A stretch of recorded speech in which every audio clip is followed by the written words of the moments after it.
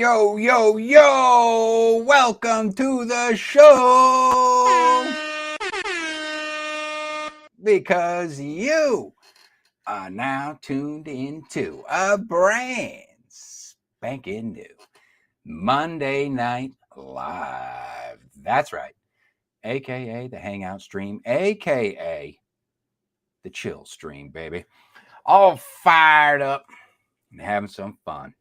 But January 16th, 2023, and brought to you by yours truly, the man, broadcasting from behind the curtain.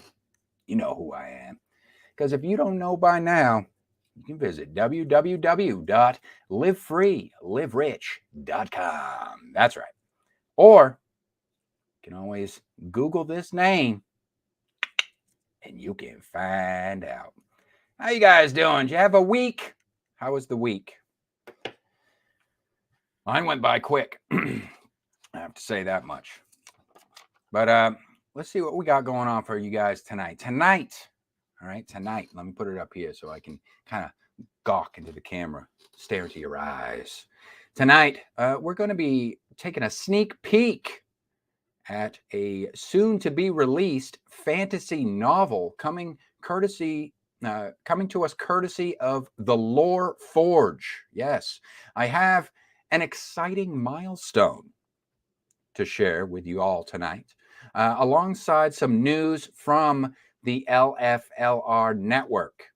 I'll be getting caught up with some of your comments left throughout the week, and some that I didn't get to last week, because there were quite a few, and some longer ones that you guys left, which I am very appreciative of, by the way.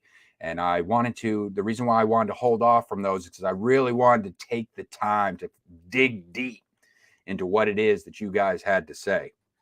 And I know that there was quite a few that were kind of clustered together on one of our hot topics, which, oh yeah, we have a hot topic to address tonight. So sit back, relax, and, let's hold on. Let me say hi to the chat real quick before we get into anything else. Let's see who's here.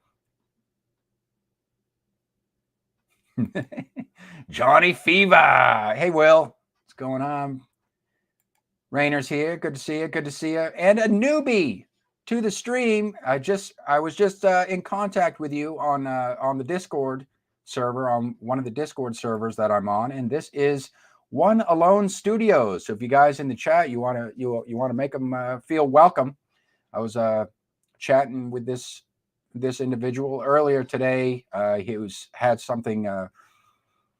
Well, he was sharing something that he had written on Wattpad. So we're going to see about maybe doing some reading time, get you involved in some reading time later on tonight, which we do have something to read for tonight.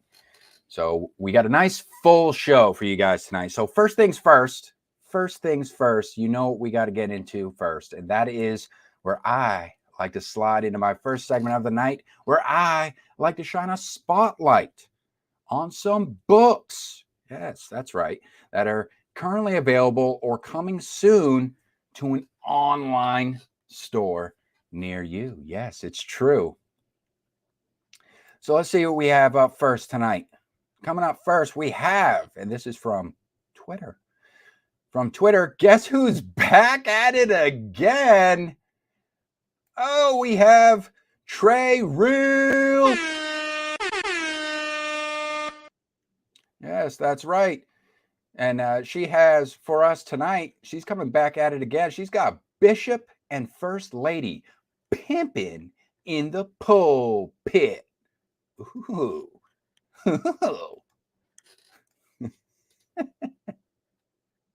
Pimpin in that deserves another one. That's right. We're going to keep it spicy tonight. Actually, it's not going to be all spice. There's a little bit of in between as well. But this is her book, Bishop and First Lady Pimpin in the Pulpit. This is the first one of that series. So let's bring up the book cover here.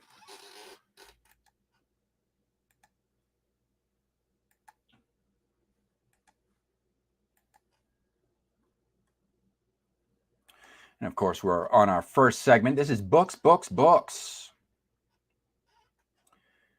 Let's see what we have. There is the book cover for you guys. That looks pretty cool. Pretty eye-catching book cover right there, I have to say. All right, let's check out the blurb, shall we? All right. Attending church every Sunday or claiming to be a person of the cloth does not make you any more prophetically ordained or gifted than the average Joe. Being blessed with a spiritual and prophetic gift is a gift from God, not from a theologian school. I was born to parents who pimped me out in the name of God. They believed in Bishop and his she-devil more than they believed or cared about me. I attended a mega church that passed the plate more than they helped the parishioners eat. The bishop and his first lady were my pimps. They beat me along with others, abused me and others, and made us do ungodly things with the deacons and some of the flock. They used and manipulated scripture to validate their actions. Marco was a young man from school that I had a lot in common with. I thought I loved him, but my definition of love differed from Webster's. We also attended the same church, yet got taught different lessons. His parents were also members of the same church, yet their devil was on a different level. Come stroll through my pain and try to understand my position. I am spiritual and will never confine God to any religion. I was blind, but now I see. The creator of all things lives within me. New devil on every level. I am now armed and equipped and have no fear. Father, this is your fight. I'll be over here, standing on your word. Amen. 75 pages of Black and African American Christian fiction. Christian fiction. Interesting. A little 2-hour read here. Again, another compelling entry from Trey Real.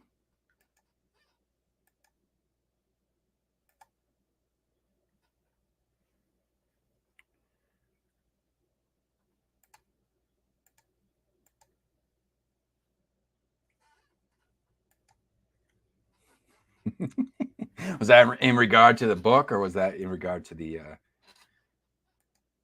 Wattpad? Yeah, Wattpad.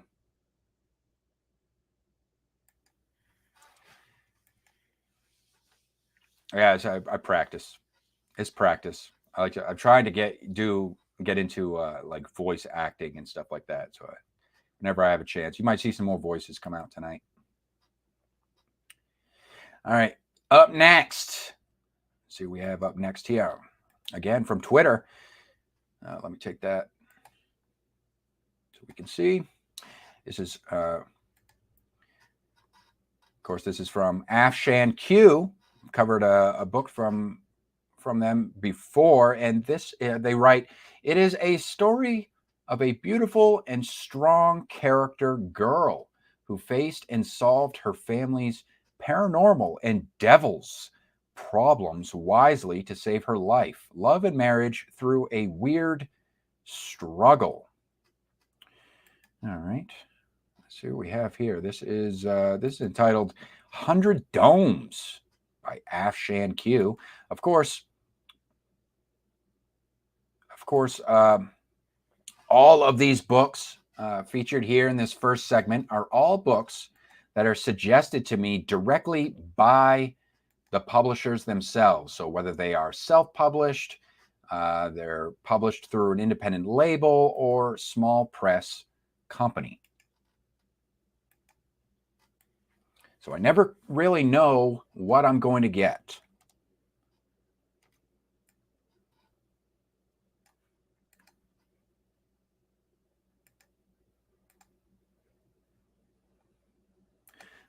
for me, that's part of the fun. It's really about raising awareness and discovery. That's for sure. All right, there's the cover. Let's check out the blurb now.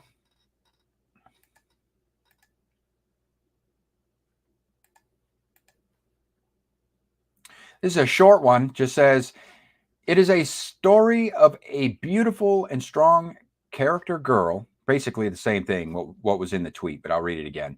It is a story of a beautiful and strong character girl who faced and solved her family's paranormal and devil's problems wisely to save her life, love, and marriage through a weird struggle. Readers will feel an exclusive experience of Urdu, URDU, literature in my story. I don't know if that's like some sort of like lore or a myth, legend of some sort. The Urdu. Let me look that up. Actually, just check that out real quick. Sometimes I forget that I have Google handy, so I can just look these things up on the fly. Is Urdu? Urdu is an Indo-Aryan language and the national language of Pakistan, and is closely related to and mutually intelligible with Hindi. Through a lot of Urdu vocabulary comes from Persian and Arabic, while Hindi contains more vocabulary from Sanskrit. All right.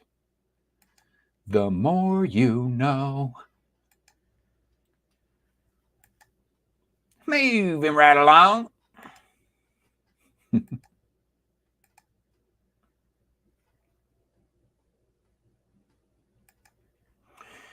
Okay. Another spicy one from Twitter. This one comes from a name I've seen around the scene, Paul Doc Lafferty. And he presents us with, in his little note, he says, Down the Lane is loosely based on my 20 plus years working as a DJ. DJ.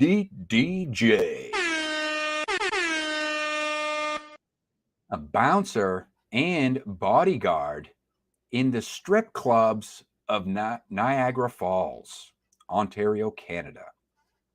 Oh, a little first-hand experience in this one with Down the Lane by Paul Lafferty.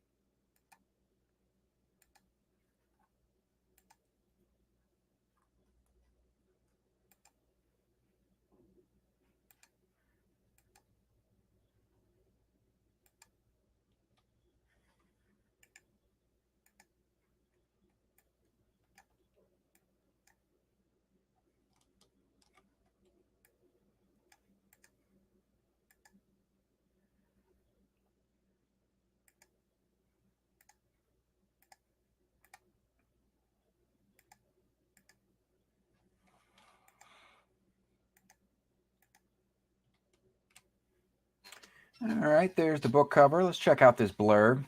See if the spice is nice on this one. Short blurb on this one. Keeps it short, keeps it sweet. Says, Down the Lane takes the reader on an eye-opening look at the parts of Niagara Falls they don't tell you about in the tourist brochures. Follow Doc, a strip club manager with dreams of getting out of the game, as he gets involved with forces beyond his control, while biker gangs and old mafia chieftains fight to control the city's underworld. Doc gets swept up in the violence and threats and does everything he can to stay alive and out of prison. 233 pages of organized crime thrillers and suspense. That sounds pretty cool. I think I'll have to go ahead and add that one. We'll add that one to the old TBR. I'll have to come back to that one at a later time. Sounds like it's right up my alley.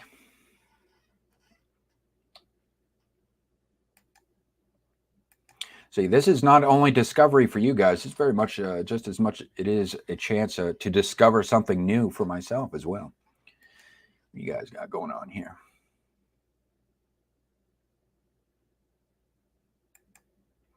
That book cover.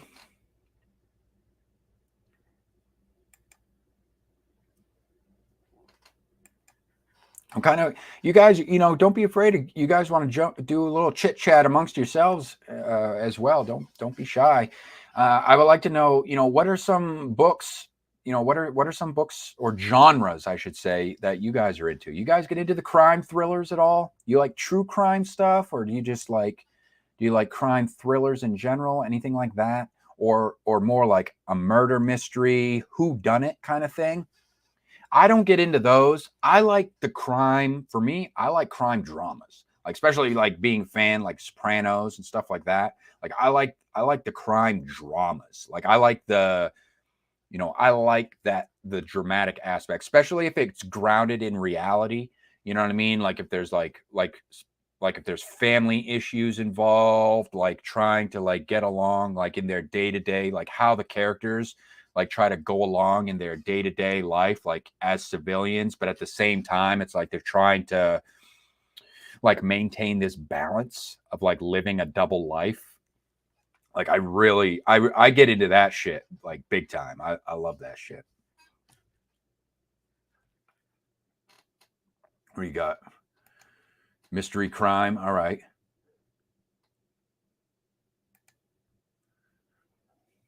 The Gone series, dystopias. I get into dystopias as well. Dystopias I put kind of like as like a different like a genre all in itself. Like I'm thinking like the George Orwell's, like the 1984, Fahrenheit 451 with the Bradburys and what else we got? All the classics, Brave New World. I have another one actually. Hold on a second. I'll go grab it.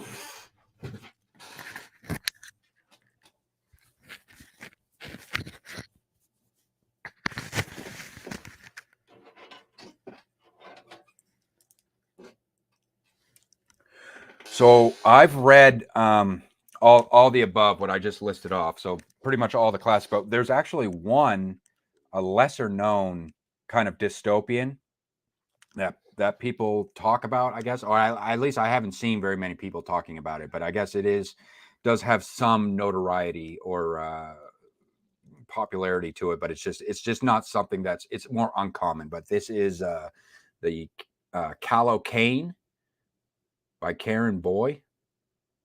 So I guess this book actually it's kind of like an in-between between Brave New World and I think 1984 is what it says. So it says on the blurb here, it says written midway between Brave New World and 1984 as the terrible events of the Second World War were unfolding. Callocane depicts a totalitarian world state which seeks to crush the individual entirely. So you see that definitely that's what I consider like under what I would consider under the dystopian genre. So in this desolate, paranoid landscape of police eyes and police ears, the obedient citizen and middle-ranking scientist Leo Call discovers a drug that will force anyone who takes it to tell the truth. So there is that, it kind of plays on a little bit of a gimmick. There's a little bit of a gimmick there, which is actually the whole drug use thing is kind of I have found is a reoccurring theme in most dystopian novels. There's usually some sort of like man-made drug, either used as like a form of escapism or as like a form of like a coping, like a copium pill, if you will.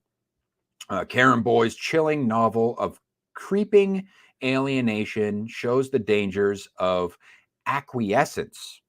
I like that word, acquiescence, and the power of resistance, no matter how futile.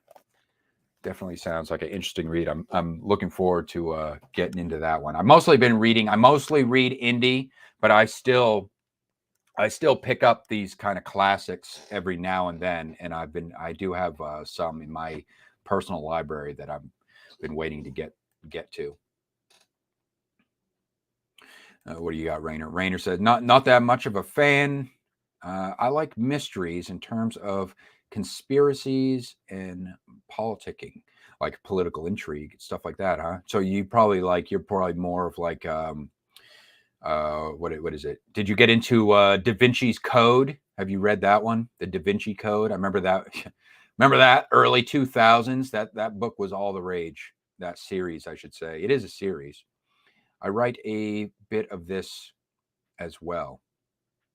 Ah, yes. Does it get political? Poison City. I remember I added your Poison City to my TBR list. Does that one get? Is there a little bit of politics involved in that one? I know it has to do.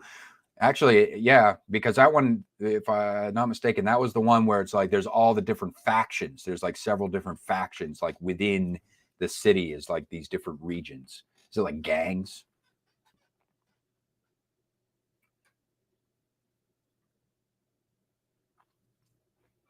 All right, let's move along to the next one here. We got one more book to get to, and then we'll get some more chat. All right, from the Twitters, we have Earth's Best Entertainment is the publisher. They say, hello, comics fans. Oh, this is a comic book, by the way. It doesn't just have to be novels, by the way, you guys. So if you have comic books that are on demand in Amazon, you can actually, I don't know how many people know this, but you actually can publish comic books through KDP. Just a little FYI for you guys. Hello, comics fans. I'm now on Amazon. This is all ages, family friendly, and inspired by Saturday morning cartoons of the 80s, 90s, and early 2000s. Makes a great gift for a kid or immature adult in your life. All right. This is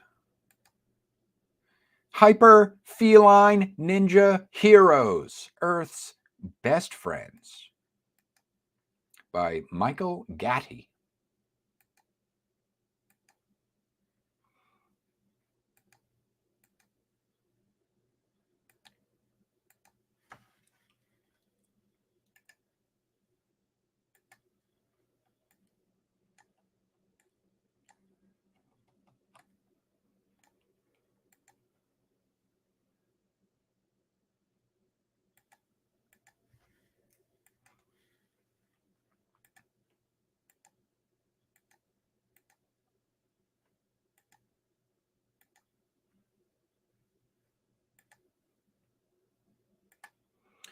All right, and that's the cover on that one. Got some feline, got the feline intensifies on that cover.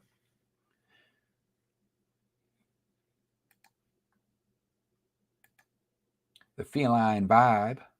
In Hyper Feline Ninja Heroes, you will follow the adventures of 4 elementary school kids that transform into the fabulous magic ninja cats. Meow. This kitty can scratch.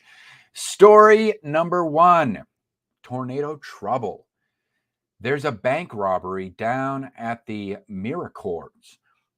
First National Bank, and Jackson, Chloe, Lacey, and Seely must figure out a way to distract their classmates so they can transform and save the day.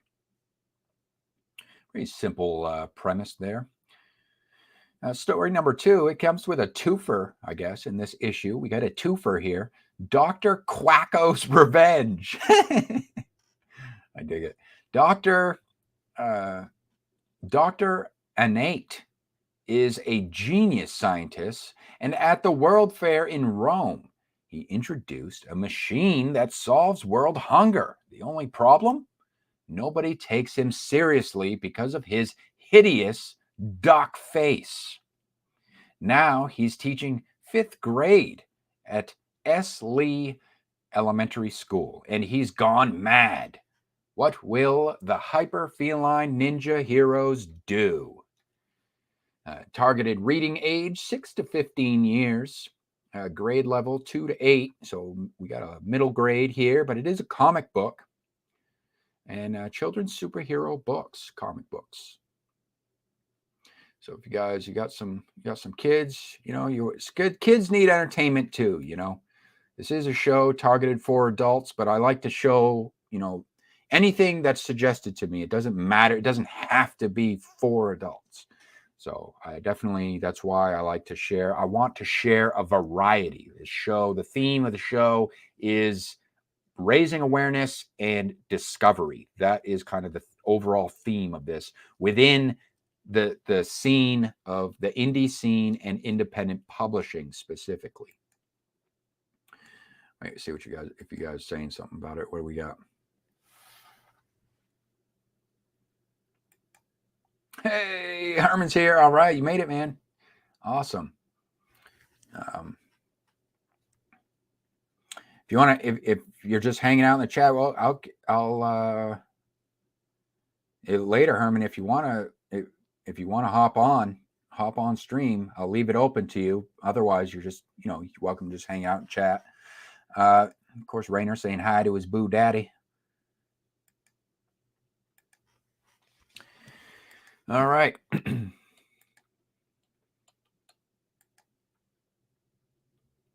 And those are the books. Those are the books for this week, ladies and gentlemen. What'd you think? Of course, you will have a chance to get a little interactive, and you can tune in. Make sure you tune in to the stream. If you're watching this live, make sure you can come back to the channel tomorrow, and I will be posting the poll on our community tab. Or if you're watching this on the replay, you can head over there right now, and you can go ahead, cast your vote for which one out of those 4 books you thought had the most text appeal. That's right. So, in other words, which one out of those 4 books would you be most likely to pick up? And of course, if you'd like to discover more from the independent market, you can head on over to my shorts tab or the playlist and open yourself up some mystery packs. Inside each mystery pack, there is one cover card which reveals a book that has been recognized by the LFLR network and also includes a link to an editorial written on that book by yours truly.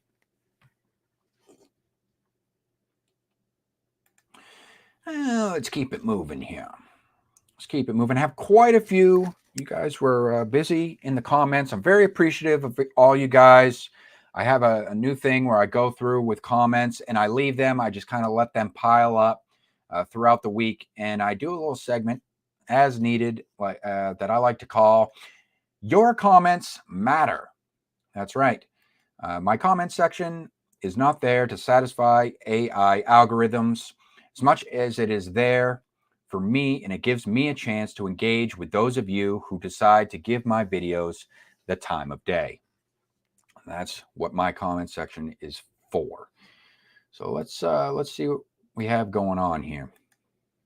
I know the comments section, I like the fact that you guys, more and more of you guys are starting to tune into this live, because that gives you guys a chance to be an active participant of the show.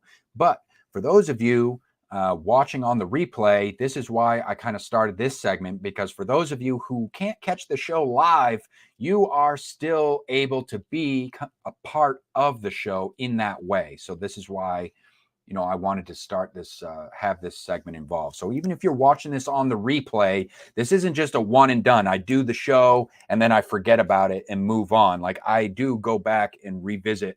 So if you guys want to leave comments in the comment section down below, I will address your comments live on the air during a future broadcast.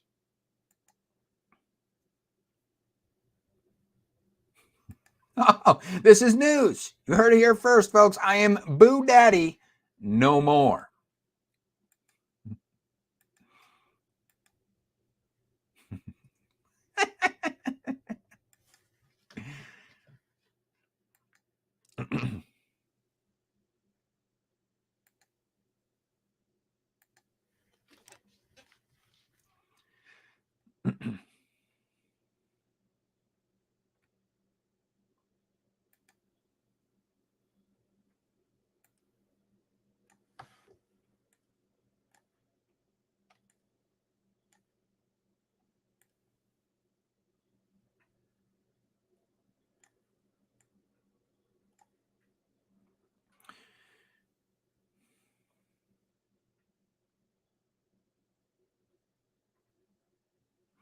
Okay, so we have quite a few that came from the hot topic. We'll save those. I'll cluster all those together. Let's get to some of the other ones here.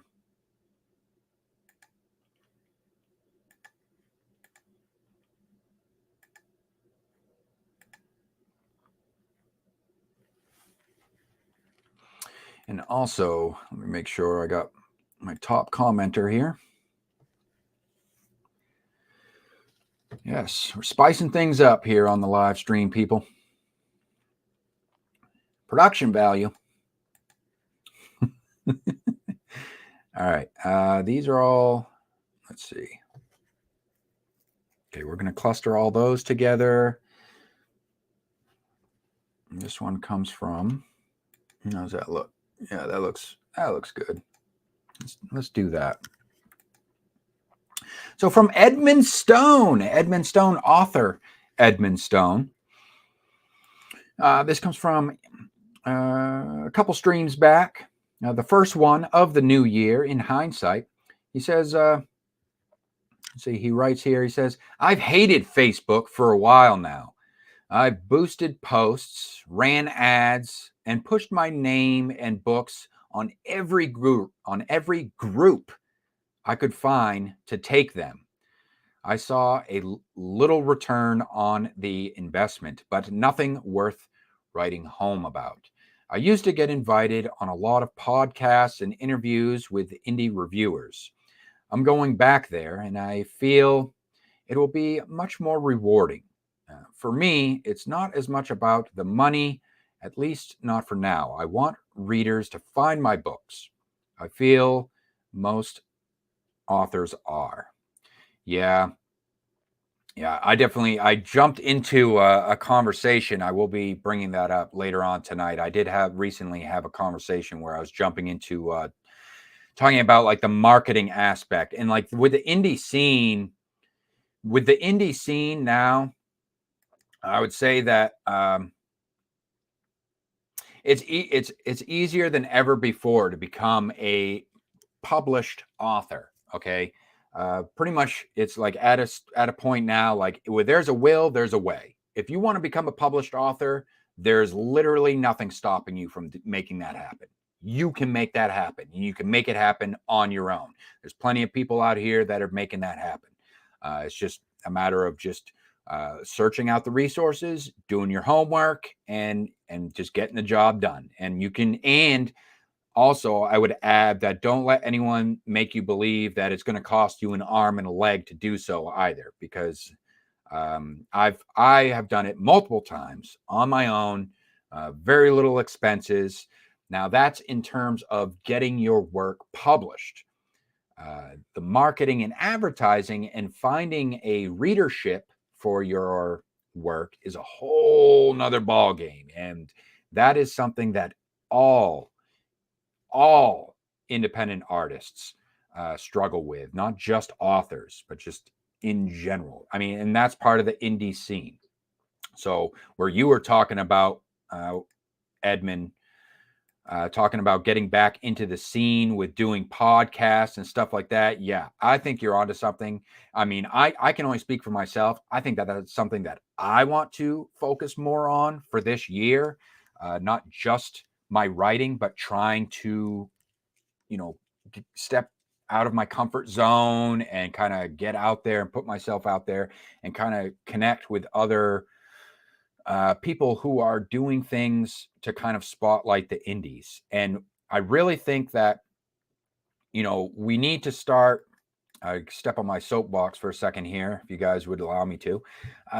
I think that this is something that, we should really start doing. Like if people are choosing to come out of their comfort zones, because it's kind of a big ask, right? Whenever somebody who is unknown. You're not coming through from the mainstream, so it's hard. Sometimes it can be hard for, say, like people in my position, right, where I tell you, like, I'm raising awareness and it's about discoverability. So that's where I'm coming from.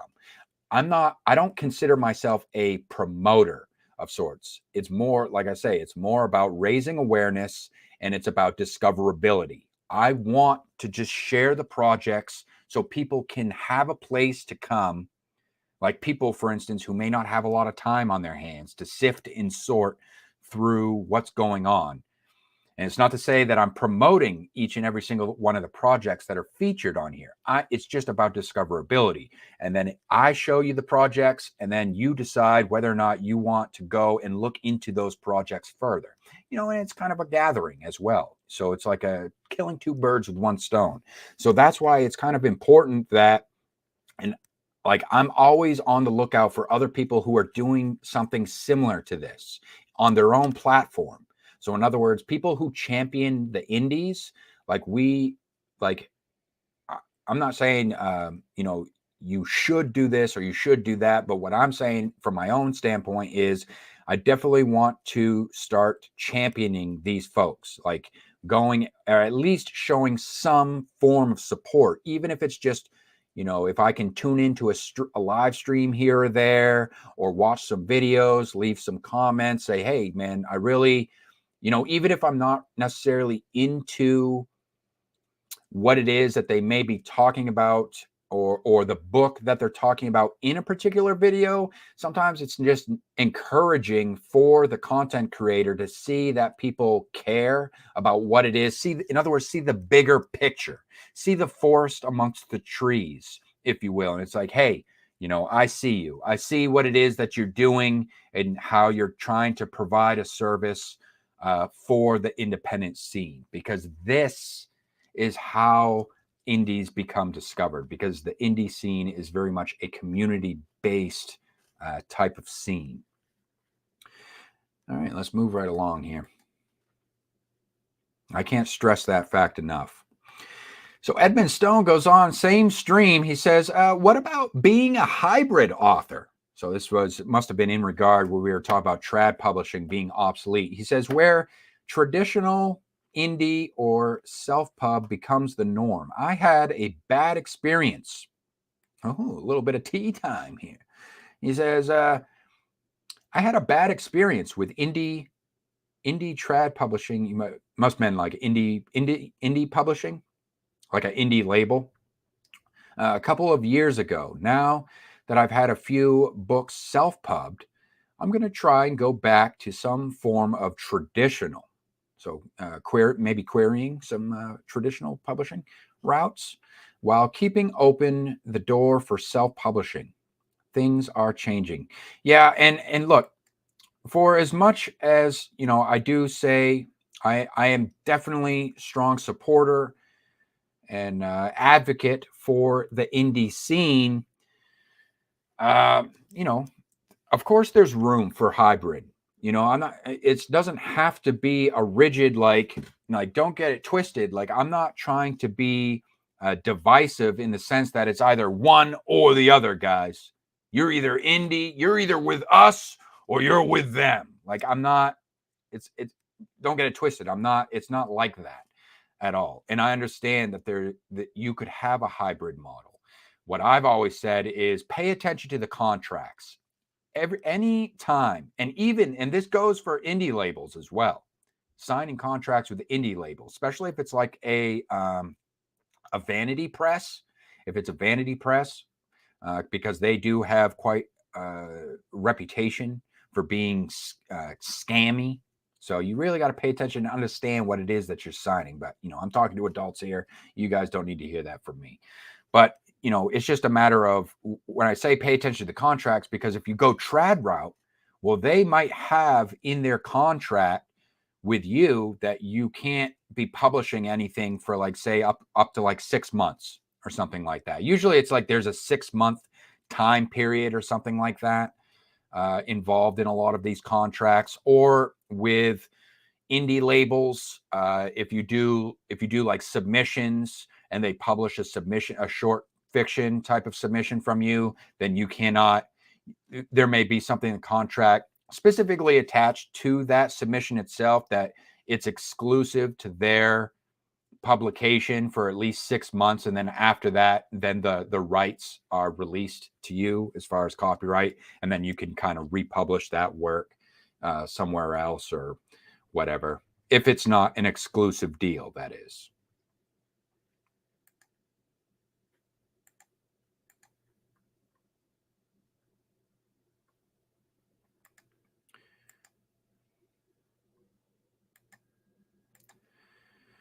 All right, some more. The hot topic, yes, the synchronicities. All right, this one comes from Ben Pick from his channel, Running to Write.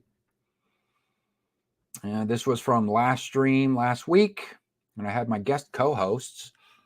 My first guest co-hosts. Says, thanks for the shout out for my channel. That was awesome, along with the subsequent AI discussion. Yeah, for sure, man. I really do hope there is some way to distinguish AI-generated art in the future, as they feel like they would be brushing up with or outright becoming forgeries. Yeah, that was a point that Winslow made, who was one of my guest co-hosts last week. Winslow brought up the whole thing about art forgery, but he was talking more specifically about paintings. And that was kind of an angle that was not touched upon in the whole AI art discussion, because the thing with the AI generated art, it's all digital, right? So we cannot forget that there's still physical art. So that's one angle that was not touched. Or just say real quick, with that, it's interesting to take note that this whole AI generated image generator thing, that what that actually might do is push people towards, the physical art markets. So in other words, like, there may be like painters and stuff like that may become more in demand, because I know with like book covers, sometimes like people will commission a painter to paint them a book cover. So they'll paint the book cover, and then and then obviously they get they'll have that painting, and they'll get the digital form of the painting, but the original work itself, or should I say a graphic design of the painting, but the original work itself, the original book cover itself, is based off of an actual physical painting that was commissioned by, the publisher or the author themselves. So we might actually see, a return to some of that, or the market might get a little boost as far as that goes with physical artwork opposed to graphic design, because I think that the AI, it's just simple math, really, to see that the graphic designers market is going to take a huge hit with this whole, unfortunately, with this whole image generator stuff. I mean, it's just basic economics. Also, I enjoyed learning about Doorway to Nightmare. Yes, my guest co-hosts, they are the co-creators of the audio drama called Doorway to Nightmare. You guys can look that up on the YouTube search bar. You type that in, find their channel. It says, the episode with you in it was a chilling audio drama. Well, thanks for that. That was my debut. So I'm trying to get into the audio dramas. It's fun. I just have fun with it. I try to, I want to be somewhat, I don't want to, what's the word? Pigeonhole. I don't want to pigeonhole myself as, just like I've always had these dreams of just kind of like being known as kind of almost like a well-rounded type of artist, a Renaissance man, if you will. Not necessarily a jack of all trades, because there are just, there's certain things that I'm just really not interested in, like doing handmade crafts, like that type of stuff's not my bag. But definitely with writing, I do dabble in the graphic design, and the voice acting thing is literally just something new that I took on because I'm just having fun with it. But who knows where it might take me, All right. So TradPub obsolete. This is from Ian Kirkpatrick at her channel, Kirk Patty Cake. I know some of you watching may be familiar with her channel, and she's weighing in. Let's go. This might be a good time. Yeah, the last two. Jeff Potts. Jeff Potts. Is this Jeff Potts, aka HPH? That is something that I'm interested to know.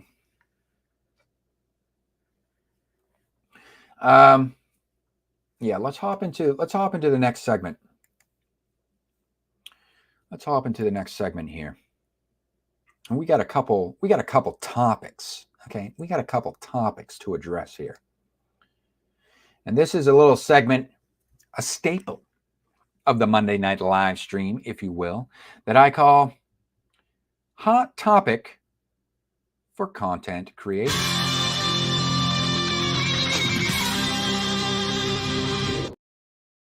Yes, Hot Topic for Content Creators. This is where I pitch a hot topic to you guys, and then you guys turn around and create some content on said topic, coming at it from various different angles or whatever subjects surrounding that prompt. And I will in turn feature your video. If you tag me in your video, or if you share the link with me, I will feature your video on a future live stream and respond to it live on the air. Otherwise, you're always welcome to just go ahead and jump in the conversation. These are ongoing conversation threads, I call them, because we're kind of just embroidering these topics as they develop. You can just go ahead. You want to join the conversation, you can hop in the comments section down below. You can leave a nice, long, cogent, cohesive comment, almost like a blog post length, if you wish, and I will address your comment in detail during a future live stream. So let's get right into it. We have some comments here to address on a couple of different topics. So let's do this. First one is coming from one of our newer or more recently pitched topics. And the prompt for that topic of discussion is representation in fiction. So let's check out some of these comments here.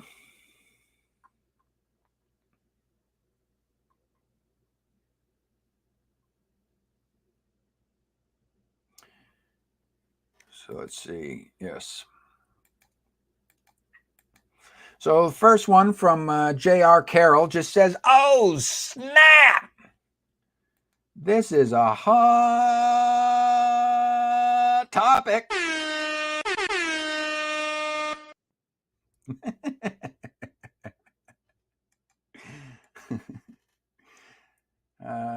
I mean, if you want to, please feel free. Don't be shy with me.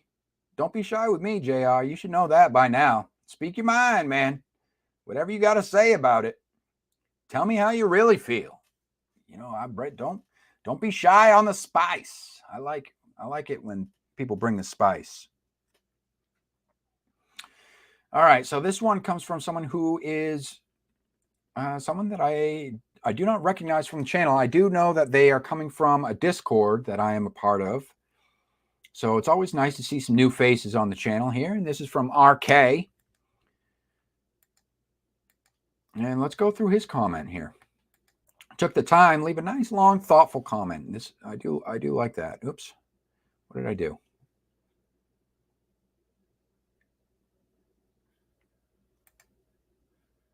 What did I do here? Come on now.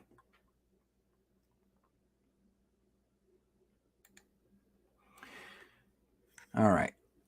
From RK, he writes, earlier on, and this is, so representation in fiction, RK writes, early on in your video, you touch on a critical issue to communication of any kind. In order to have a discussion, we have to have a common language. I mean, that's debating 101. You and I both speak English, but to illustrate my point, suppose an atheist, a rabbi, a priest, a Protestant pastor and an imam sat down to discuss Jesus. Are you about to? Is there a punchline in here somewhere? They may have a general idea of who it is they're talking about, but they all have very different ideas of who Jesus is or was. I'm following you. Similarly, we have to have some consensus regarding the terms we're going to use in our discussion. The key terms to begin with seem to be representation and problematic. Yeah, you're on point with that. I did bring both of those up. There are other terms to define, but there are less critical up front. I want to know what you have to say about problematic, but first he starts with representation. He says, as I understand, representation, as I understand, it occurs when an author introduces a character illustrative of individuals in society who are often ignored, misunderstood, or otherwise rejected from the mainstream, intentionally or otherwise, from the author's point of view. I don't know if I agree with that definition. But we'll go with it. I'll say, okay, this is your understanding of it. We'll go with it. He says problematic. Problematic is, for me, all right, so you clarify, is for me a bit more difficult to define precisely because I have yet to hear any objective definition of it. So we're kind of in the same boat as far as that goes, because I'm like, what the hell? What do you guys mean by problematic? We're talking about fiction here, right? We're talking about fictional works. We're talking about, a product or a piece of art. Is problematic. A problem for whom, I wonder, when you say problematic? Because it almost sounds like it's being, anytime I hear someone use, I'll just say this right up front, anytime I hear somebody use the term problematic, I'm thinking to myself, okay, somebody is about to try to manipulate me in some shape, fashion, or form. That's what I think comes to my mind. Like a shame on you type of thing. You know what I mean? I'm waiting for the shame on you portion whenever I hear the term problematic. Shame on you for saying they're fat. Shame on you for stating the obvious. Shame on you for making a judgment call. From what I can gather, problematic is a near synonym for controversial. That is, something can be seen as, quote, problematic when there is some degree of disagreement over it. All right. So you're saying if something is called problematic, it simply means that it is something that could be considered divisive. When you say controversial, usually controversial, it's like something is divisive, meaning that there's going to be two sides to the issue. It's just there's going to be some sort of divide on the issue. And I don't necessarily see that as a problem. Maybe sometimes, especially if we're talking about in terms of fiction, maybe there needs to be more problematic material in that regard. People do need to argue more about certain things. And maybe fiction is a safe, I'll say that right now. That's a good point, because sometimes maybe fiction is a safe, I will say the word safe, medium for having arguments, because there's nothing personal involved in it, because it's over a piece of work. So say, okay, it's a piece of fiction. In a piece of fiction, you can illustrate some of the most controversial and taboo subject matter that otherwise, if it was something discussed out in the open, as far as in the real world and pertaining to actual real life, living, breathing individuals, who have to get on with their lives and move on with their lives. And this is why I cannot stand, like, there's three types of people, right? There's people who like to gossip and talk about people. Those are the small brain people. And then you have the middle brain people that like to talk about events, and that's the more common. That's where the vast majority of people like kind of sit, this huge swaths of the population like to talk about events that transpire, the news, if you will, what's going on in the news. Those are events. But then you have, kind of the big brain people, the intellectuals, if you will, that like to discuss ideas. And the best way to discuss ideas without getting too ideological, in my opinion, or too political, is to do it through fiction, kind of using fiction as the medium to discuss big ideas or controversial ideas or anything of that nature that could be considered divisive. Now, I know not everybody reads fiction for that matter. Some people read fiction and it's literally just escapism. People read fiction because they claim that they want to escape the day-to-day. Okay, but you need to understand that's not everybody. Okay, some of us can handle the divisive stuff. In fact, we find it interesting. We find it psychologically stimulating, if you will, to look at those things through the lens of a fictional narrative. In other words, this isn't history, okay? There's historical fiction, and then there's history books, okay? So there's this thing where you need to understand, okay, if something is considered historical fiction, I don't consider that reading actual history. You see what I'm saying? And I think that, there's this line that's getting blurred within the medium where it's like people go to fiction to actually become educated.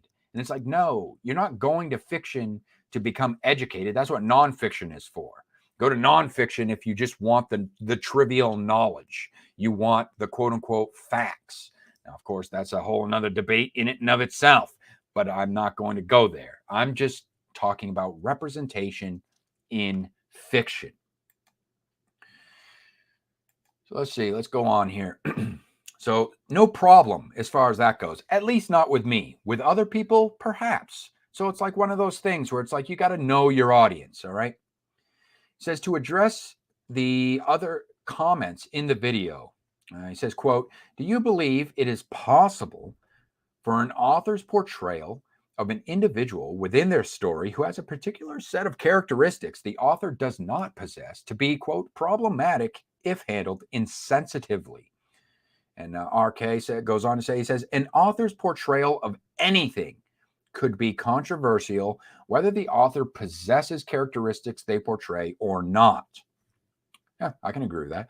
I don't believe an author's portrayal of a character should be controversial, but in reality, where there are self-appointed gatekeepers on pop culture and art in general, those gatekeepers will stir up controversy for their own motives. Yes, the moral outrage police. I get a kick out of those people. I love them. They're all over Twitter. They're all over Twitter. The pigeons, if you will. There's a little bit of a theme with pigeons on here, but yeah, the dirty birds, I should say, the dirty birds of Twitter. They like to get their feathers. It ruffles their feathers when certain topics are talked about in fiction, and I get a kick out of it. I love it. I think it's more, baby. We need more of it. Get them all riled up. It's good entertainment. I have to say, good entertainment at the end of the day. That's my escapism, if you will. Seeing all these, get the birds, they get their feathers all ruffled. Because they go on their moral high ground too, because they actually believe in their heart of hearts. I think some of them are very disingenuous. A lot of them are disingenuous with their intentions. It is really just at the end of the day, they're doing it for attention, and they're all their moral grandstanding is really just them virtue signaling, saying like, oh, look how good I am. I'm such a good person, you guys. And it's like, fucking get over yourself. You're so full of shit. Since there is no objective criteria for what qualifies as, quote, problematic, nothing can be inherently problematic. Exactly. I mean, that's kind of the point that I was alluding to. It goes on to say, can you call an author a, quote, ableist if they include characters that are handicapped, not just physically, but to say perhaps the story features an individual with a developmental disability? You did a little edit there, I see. You didn't want to say retard. That's okay. I don't expect you to repeat the same language I have. Some people are very sensitive when it comes to language. And those characters are written in such a way that could be perceived as unflattering. You say, you can call an author an a.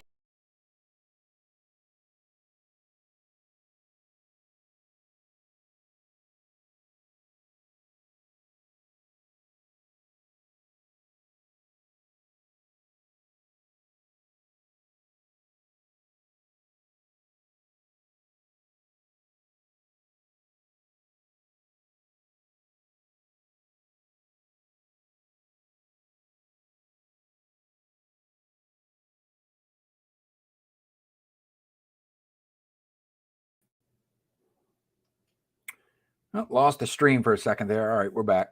Back in action, baby. Pick up where we left off.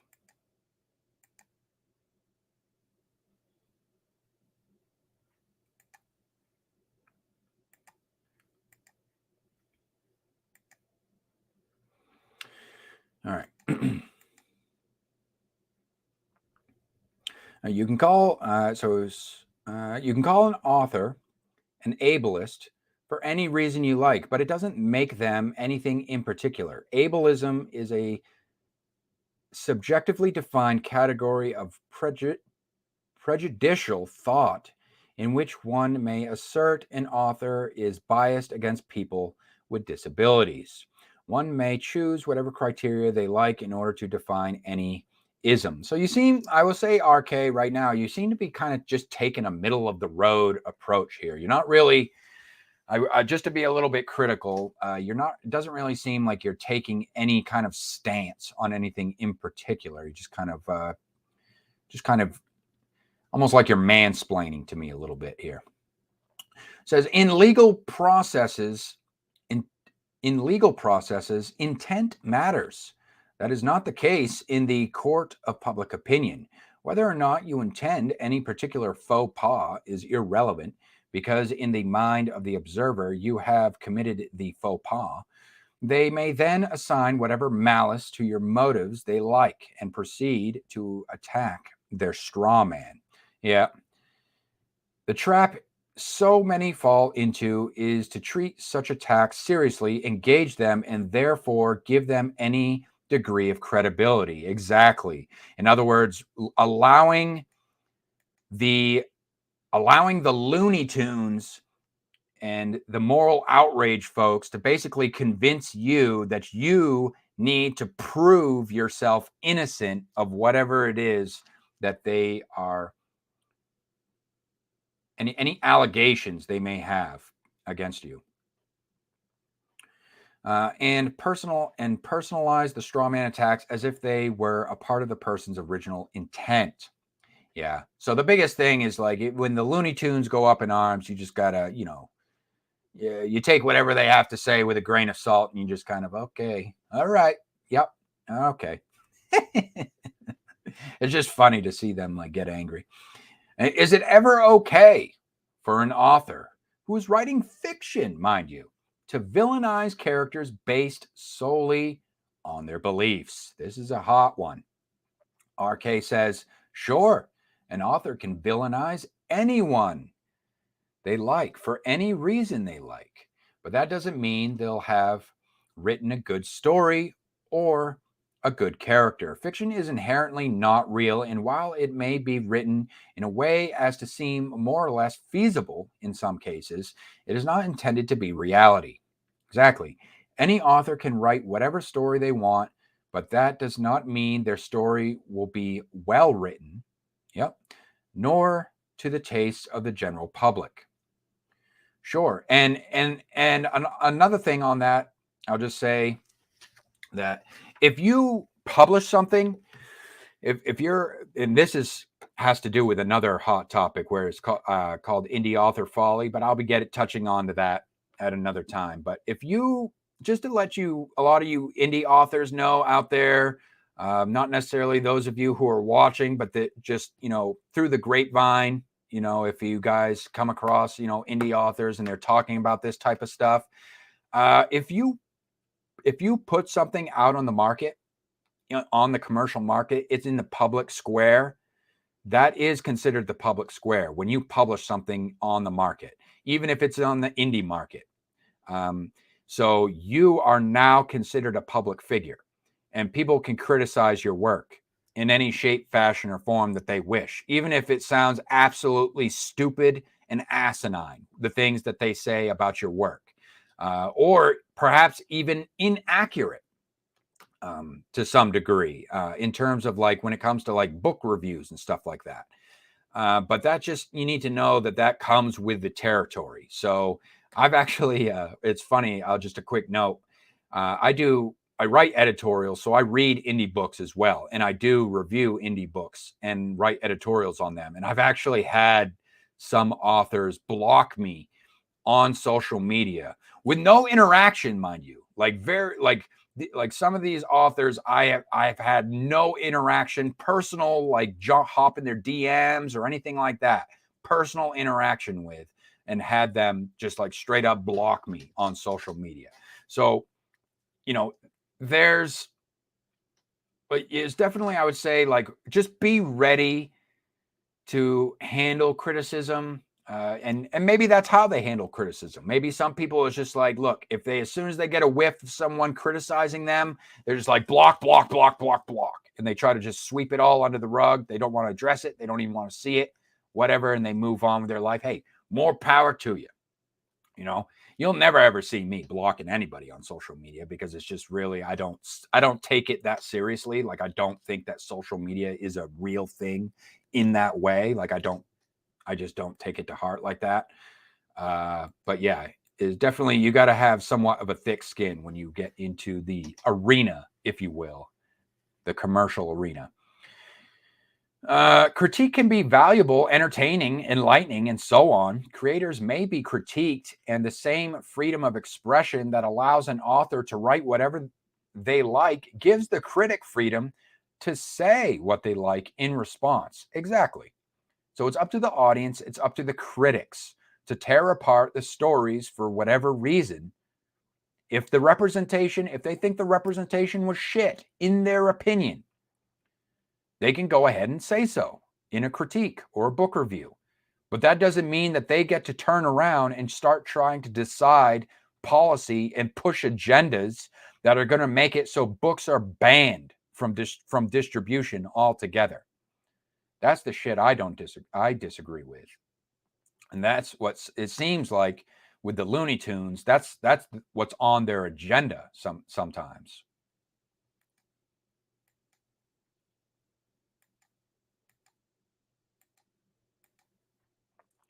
In short, you can vilify who and what you want, but doing so may make your work poor quality. So another one from the topic here. He went quite extensive. I do appreciate you taking the time, man. This means a lot to me, I have to say. Should men consider it sexist for any female author to be representing male characters with a disparaging narrative? I pretty much know where you're going to stand on this one. As with ableism, Arcade says, as with ableism, sexism is subjective. Where such concepts seem fairly cut and dried up front, they have been redefined as needed by the various groups who levy them against others, to the point categorizations of hatred no longer matter. And as before, where intent matters in a legal context, it does not matter in public opinion, which is not to say that it should not matter. Oh, a little bit of a stance there. I see you are taking a little bit of a stance. Telling anyone they're sexist for this or that is relatively pointless. Hatred is hatred. Now you're getting into that slippery slope territory. What do you mean hatred is hatred? We're talking about in the context of fiction. Are you one of those people that believes in quote unquote hate speech? That's a nuanced term, a nuanced new age term that had no legal standing whatsoever. But now you see some of our bureaucrats and politicians starting to use this terminology, which is a little bit worrisome, I have to say. Unless an author comes out and declares their motives for writing something a particular way, we are limited to conjecture and interpretation, for that matter, and circumstantial evidence. Those can be used to question an author into an admission or clarification of their motives, which they are absolutely not required to do. An author doesn't have to say shit about their work. Let me just say something on that. An author doesn't have to say shit about their work. And that's why you guys, you may not see me come on here and talk about my own stories very often or ever in great detail, because I really don't think that it's my job to be explaining my stories to you guys, for you guys, or to be explaining why I did this or why I did that in the story, the choices that I made in terms of the narrative, or explaining why I chose to include certain themes in my stories. That's up to you guys. As far as I'm concerned, that's up to the readers to interpret that stuff. Once I hit publish, once I'm done writing the story, once I hit publish, I'm done with it after that. I mean, I may go back and like I've cleaned up my formatting and stuff like that as far as that goes. But in terms of the story itself, once the story is out there, it's out there. It's for public consumption as far as that goes. And now it's up to the critics. It's up to the readers. It's up to the critics. It's up to you guys to interpret this however you like. And I'll tell you this right now, you will never, ever see me harping on a critic or harping down some reader's throat for, if they write a scathing review or anything like that, or choosing to come out of their shell and share their opinions about any piece of work that I have written. It's just not going to happen. And likewise, I hope that everybody knows that you're not going to come at me and start giving me 20 questions or less as far as why I decide to do this, why I decide to do that, or anything like that as far as my own work goes. That's for you guys to figure out. Have the conversations. That's the fun of it. At the end of the day, it's like, that's the whole fun of it. It for me, it's no fun when an author comes on and explains everything about their book to you. You know what I mean? Like that, I want to discover that shit on my own. I want to try and figure it out. And I think from an author standpoint, author perspective, it's fun for one, from a business standpoint. If you talk about everything that happens in your book, well, then why are people going to read your book? At the end of the day, I can only imagine that would hurt sales as far as that goes. Instead of helping sales, it would only hurt sales, because at that point, why read the book if you just went ahead and explained everything that happened in your book and why it happens and all the symbolism and this and that. So let the readers figure that shit out. And then as far as the criticizing goes, I think that it would be fun from the author standpoint, from the author's perspective, to see who's close. You know what I mean? Like when people are talking about your story, like I think it would be fun to just kind of like kick back and just listen, just like check out the conversation, even if people are being critical of it, and just see like just how much, because you know what you were thinking when you were writing the stories, but the readers don't know.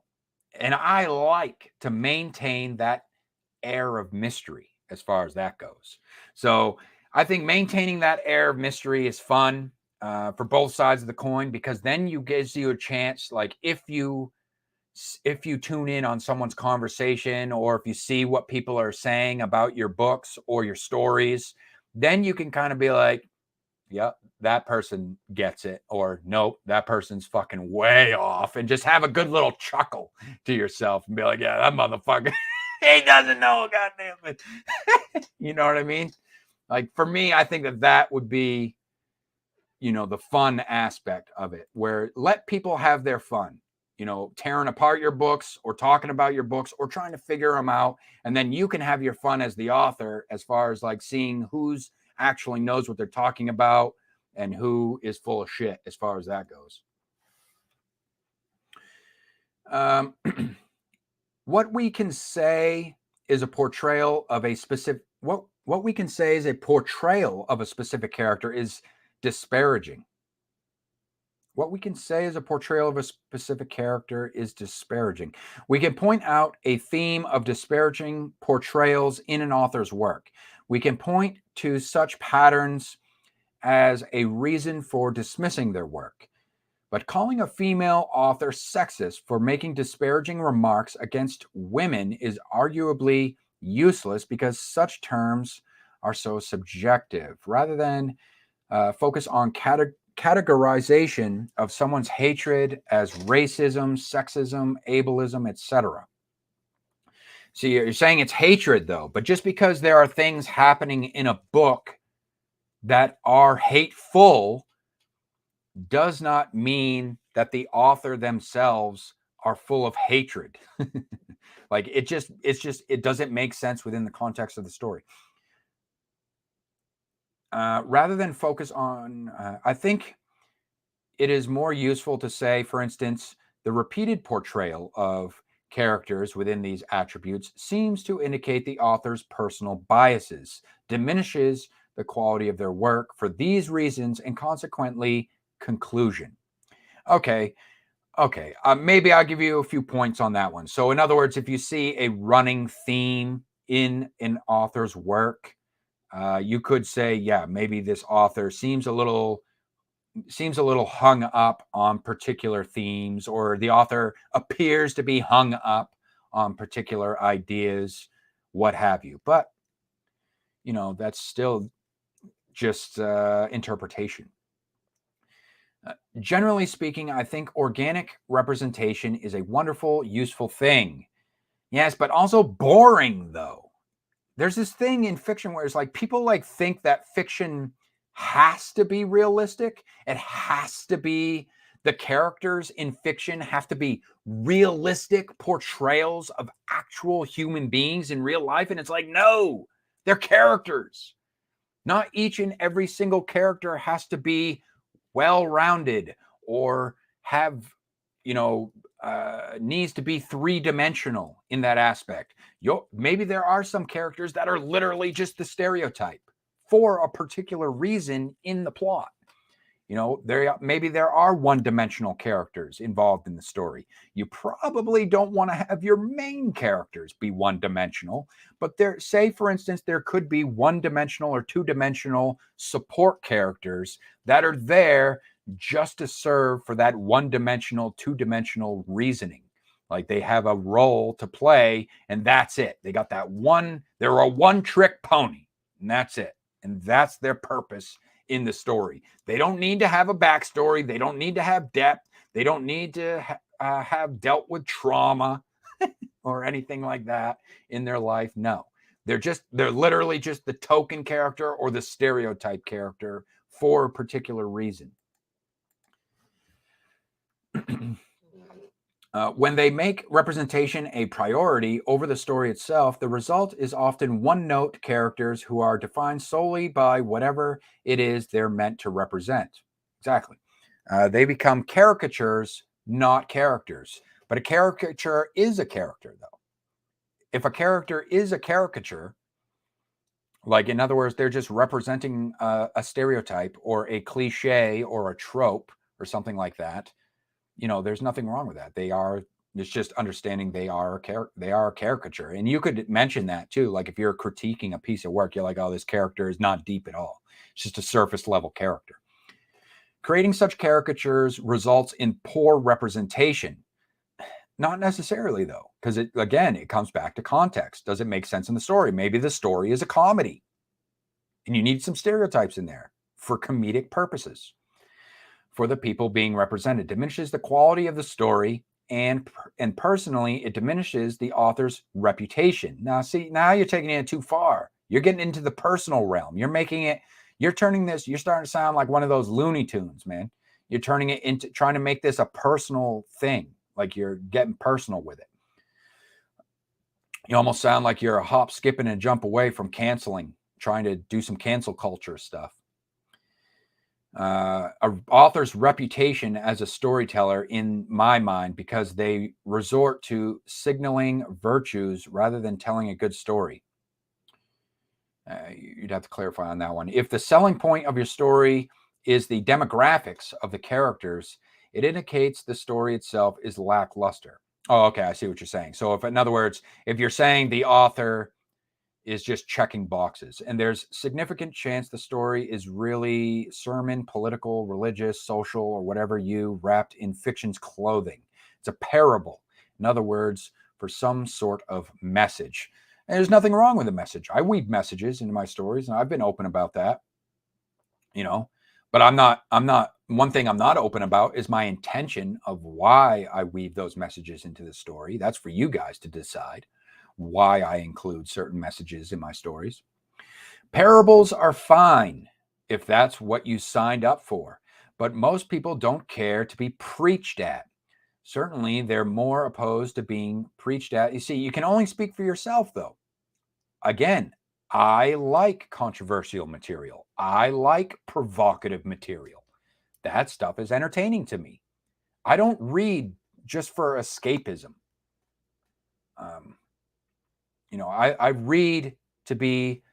I read for intellectual, I read not only for entertainment, but also intellectual stimulation. That's why I read more than just pulp fiction. If I wanted to read just to be entertained and for escapism, just read pulp fiction. Just read, read cheesy, campy shit, or just read, like I say, pulp fiction, like horror genre or something like that. You know what I mean? But if you want to be intellectually stimulated, if you want to be psychologically challenged in any shape, fashion, or form, to think and reflect upon the material well after you're done reading it, well, you gotta be willing to read stuff that other people might raise an eyebrow at. You know what I mean? I'm a strong proponent. There's no book that should not be read. You can read, you're free to read whatever the hell you want. Any book. There's no book that should be banned. There's no book that's off limits as far as that goes. Parables are fine if that's what you signed up for. Certainly, they're opposed to being preached at for a message they disagree with. But even if they agree with the message, it's unlikely they're often willing to sacrifice the quality of the story for the sake of the message itself. Yeah, I mean, that's another thing. I mean, to play devil's advocate as far as that goes, yeah, I mean, you can't just push a message. Like, the story actually has to be compelling as well, or else you're going to lose people. You're going to have, it's going to be like Veggie Tales or something. There's a reason the little engine that could, and the tortoise and the hare have not been retold to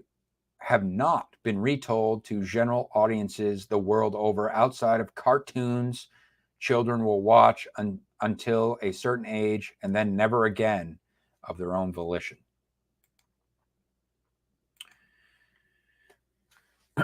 Well, thanks for that long comment on that one. Okay. And glad to see you stop by the channel. I am interested to hear more from you as far as that goes. Let's see. What else? I'll get to a couple. We'll just do a couple more comments, and then I got to move on here to the next segment. This one comes from The Ghost of David Koresh. Interesting. Let's see what David Koresh has to say. Same thing. Representation in fiction.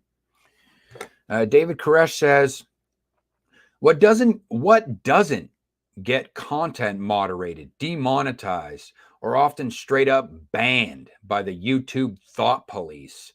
I mean, Vivo corporate execs. And what doesn't offend or, quote, trigger the rigid expectations of current bizarrely sensitive pussy America.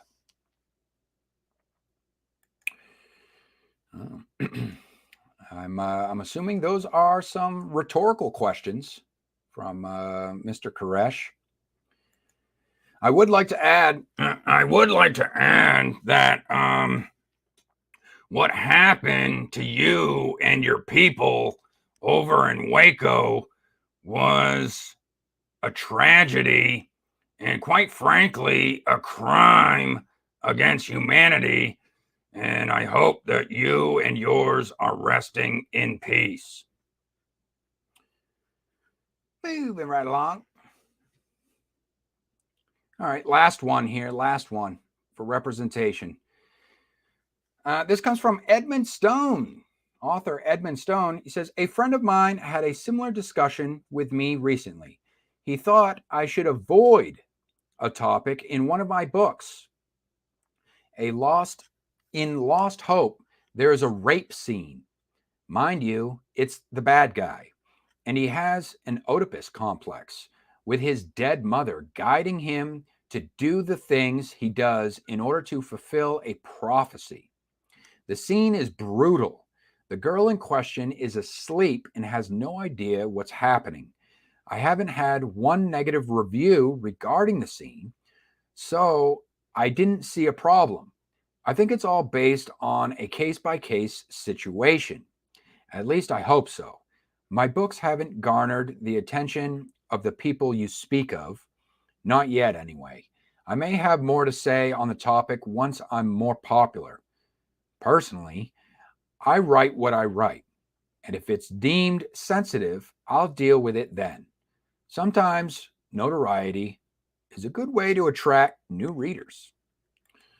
Amen to that, brother. We can only hope, right? You know, as artists, I call it practicing artistic license. Yes, practicing artistic license. And there is this thing. You did bring up an interesting point, Edmund, that I'll just touch upon and then we'll move on, is that popularity plays a huge role. When you notice the outrage mob are up in arms, they got their torches and pitchforks, they're reaching for their torches and pitchforks, it's always, you will notice it has to do with somebody who is popular within the scene. So that right there for me is a little bit of a tell, because I always feel like these people are full of shit to begin with. Like they're not really outraged. It's fake outrage. It's virtue signaling. They grab their pitches, their torches and pitchforks, and they join the fake outrage mob because they want something to bitch about. They need, it's almost like I feel like there's a need within them. There's an emptiness within them. They need something to bitch about. And it works on both sides of the coin. I'm not just, this isn't a political thing. I don't want you to think that I'm addressing the left or the right, because they both do the same shit sometimes. They're both guilty of the same shit. People there, I've seen people on the right and people on the left. People on the right, it pisses me off when I see them like taking the bait from the mainstream, lamestream media, hook, line, and sinker with some of the rage bait that's coming out from the mainstream. And it's like, I see that shit and I chuckle. Makes me chuckle. I'm like, yeah, I know exactly what you guys are doing.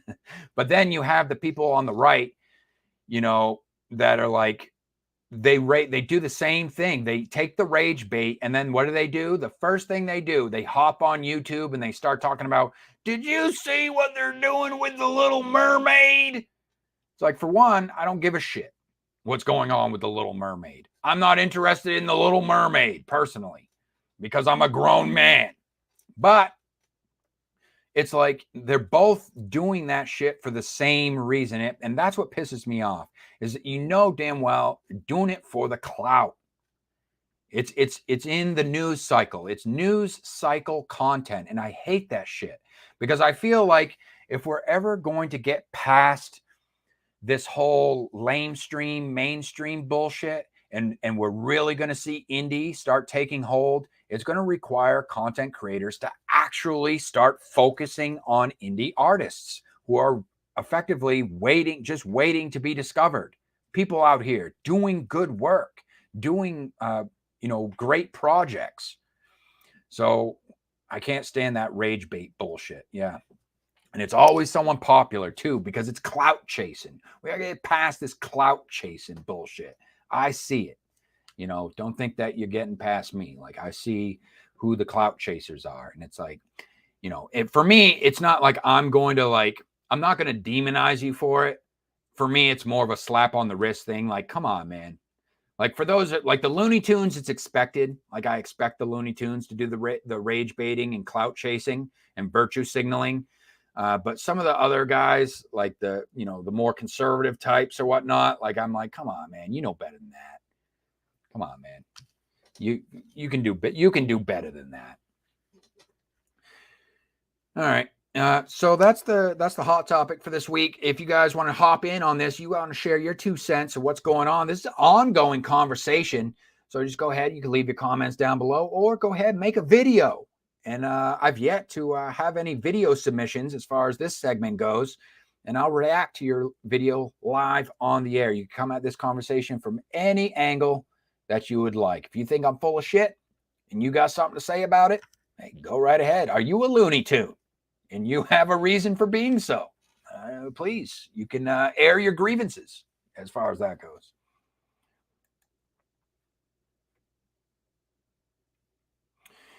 All right. Speaking of hot topics, I do have some news to share here.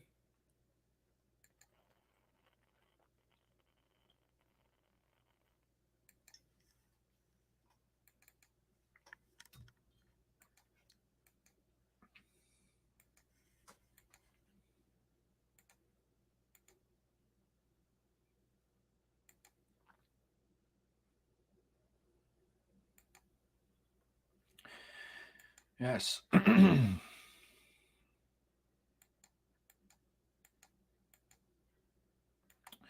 I do have some announcements to make. So in terms of hot topics, so you guys, I am proud to announce that I had my first guest appearance this past week. My first guest appearance on somebody else's podcast, and entitled The Right Mindset, with Thomas Beleza. You guys may recognize the name. He's showed up here and there on the channel before in the comment section. And he was so kind to invite me onto his show, The Right Mindset. So just this past week, this past Thursday, I've on there. I will be leaving a link to that discussion that we had. If you did have an opportunity, I kind of picked his brain on some hot topics.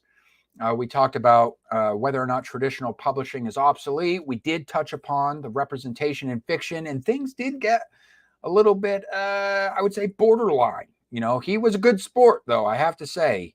He did not flip out like a Looney Tune. He was able to handle the conversation just fine. And I took the conversation kind of like where I was riding the line there, in terms of I was being a little bit edgy, if you will, in the conversation. So I'll leave the link to that. And also, we did get into the business and marketing aspect, the marketing side of being an independent author, an artist, entrepreneur altogether. And he did have quite a few things to say about that.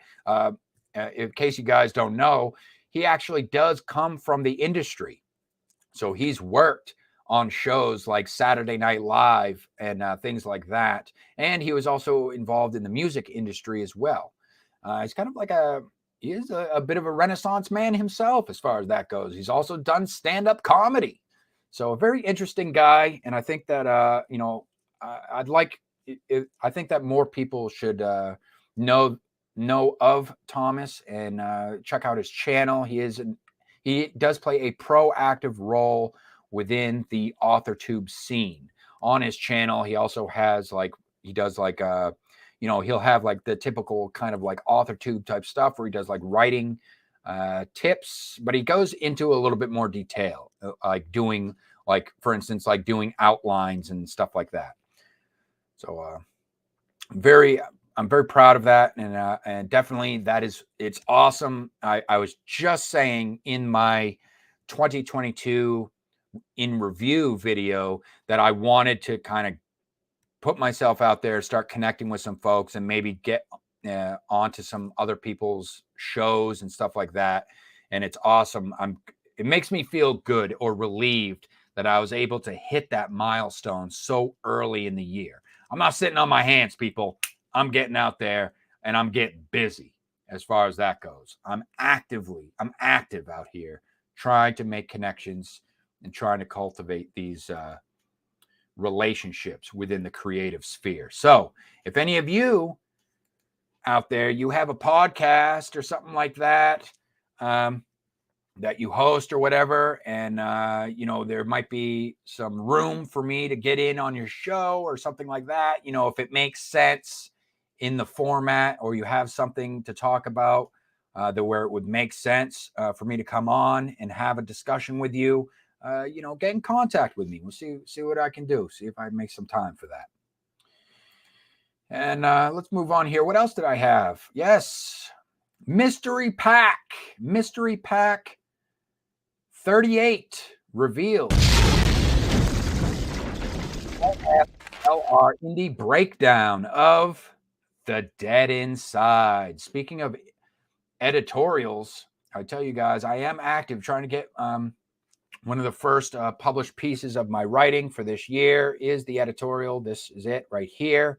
And this was a big one, I have to say. So anthologies, I want to start, personally, I would like to start reading some more anthologies. I know a lot of you guys are out there and you're doing collaborations with one another, and that's great. So I think what I want to do as far as on the critic side of things, what I want to do is I want to start reading some more anthologies, because I know that, not anthologies are not everyone's bag, but being a short story writer myself, like, I want to start reading some more anthologies. And I kind of figured out a way with this one. This one was kind of like, it's not the first short story collection I've read, but the other short story collection I read was by one author.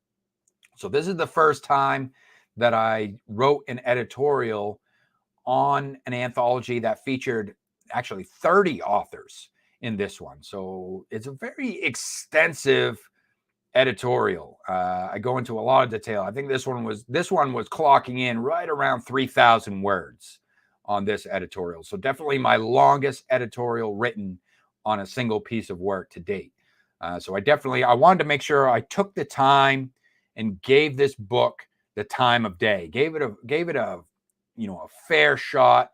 And not only did I break it down in terms of the formatting of the book, because the way that the anthology was put together, because the anthology itself is not just about showcasing the authors, it has more to do with the editors. It's the editors themselves who are putting together the anthology, and then the publisher, it's more of the publishers. I would consider it more of the publisher's work than it is any individual author who's in the anthology. They are a contributor to the work. But what I'm saying is, as terms of product itself, it is a project that is orchestrated by the publisher themselves and the editors behind the project itself.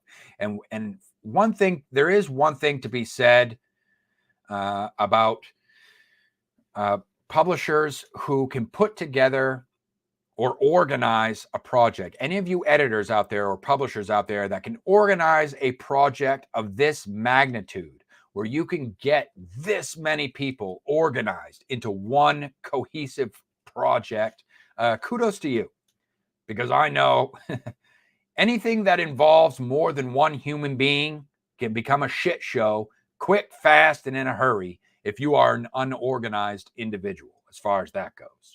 So kudos to you guys for bringing the product to market. Although I was highly critical, and I did have some things to say about it, and there was a lot of room for improvement as far as that goes. But I'll let you guys read the review, the editorial, if you're interested in seeing what I had to say. And I did, for all you authors who were involved in this project, I did take the time to say a little something about each and every single contributors' work in this project. So moving into the future, I would like to write some editorials on feature some more anthologies out there. And yeah, that's something that I'm going to be doing. So I think I kind of figured out a way that I can do that. And of course, the Live Free, Live Rich network is on Discord. So we do have our own Discord server, you guys. Do yourself a favor. Just go ahead, join the Discord. The link to that, the invite to that Discord is always in the description. It's all, pretty much no matter what video you watch, it's always somewhere in the description. Just go ahead, click on that link, join the Discord, do yourself a favor. It's no big deal. There's no expectations of you. I don't require you to become a level 5 before you can, you can jump in on any of the chats. You don't need to play any specific roles or anything like that. You don't need to tell me what your pronouns are or anything off the wall and zany like that. Just go ahead, jump right in there, get right down to business. If you are creative, if you are someone who you don't have a whole hell of a lot of time on your hands because you're busy working on your damn projects, please, this is the server for you. Just jump right in there. You can use it as a resource. Whenever you share a link with me on this Discord server, I consider that you giving me permission to mention your work during the live stream. Yes. So instead of me having to waste my time, well, it's not a waste of time, but just me, it would be a waste of my time for me to go out there and each and every single person I try to get in contact with, hey, can I share your work? Hey, I got a show. And get into this big, huge, long conversation. Oh, what's your show? What do you do? This or that. People could just join the Discord. You can take your time. You can learn about what the show is in your own leisure time and decide for yourself whether or not, it's something you want to be a part of. And I am, by the way, joining other people's Discord servers. So it's not just me boosting my own Discord server. I want to let you know that I am on the lookout for other Discord servers to join and become a part of, because as of right now, I do know that on Booktube, Discord servers are pretty popular for book clubs, buddy reads, and things of that nature, because I am thinking about getting involved in some buddy reads or book clubs at some point during the year. So that's something that I've been doing. Last but not least, let's just say it one more time. The Storyteller Society is accepting submissions, ladies and gentlemen. So if you are an aspiring author, have yet to have any work of your work published, or if you are a published author and you're just looking to expand your creative portfolio, you can check this out. This is a project that I launched early in 2022. And this is just kind of an opportunity, completely free of charge. I don't expect you to pay any kind of submission fee or anything like that. You can just hop right in there. And if you would like to submit something, we're looking for flash fiction. So this is something from anywhere between 500 to 2,000 words, and it can be any genre. The way that I'm going to be marketing this and the way that I market this, it can be any genre. So anything goes as far as that goes. And if you want to make it, even if it's literary fiction, I'm cool with that as well. But anyways, what happens is if your piece is approved, then you will, quote unquote, book yourself a room at the Hotel del SS, where all the members of the Storyteller Society stay. And that's where people will be able to find your contributions to the Storyteller Society free, absolutely free, for public viewing from now until the end of time, if you will, for eternity. So just a little way, an opportunity. I feel like these little types of opportunities are helpful in not only just collaboration, like you help me help you sort of thing, but also to kind of a proactive and productive way of kind of getting to know who's involved in the indie scene. All right, let's move on to the next segment. It's reading time. A little bit of reading time for you guys tonight. Let's see what we have here.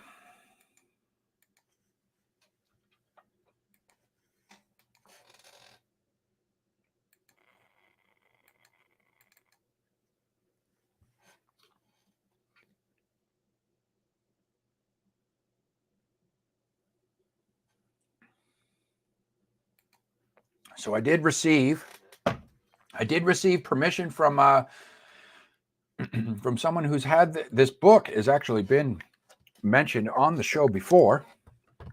Now I finally get to kind of dive into it a little bit here for you guys. And we're going to read the first chapter of Self-Help Trash Pigeons. Yes, by John Z. Pigeon. And this is going to be coming via Kindle. And since I already have a copy of the book, I already own a copy of the ebook, I will be reading directly from my Kindle live on the air here. But just for effect, let me go ahead and pull up the book cover for you guys.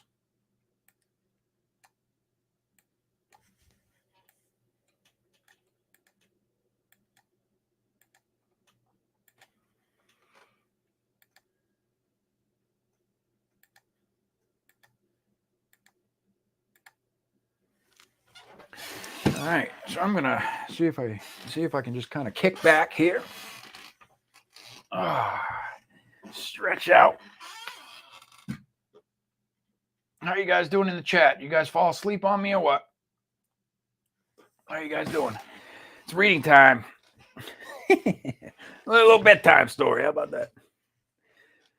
All right. Let's see. There it is. Let's read chapter 1, shall we? Relax. Do a little dramatic reading for you guys, huh? Well, we'll see what this is. So it is fictional story. We'll go through it. Self-Help Trash Pigeons. This is a fictional narrative.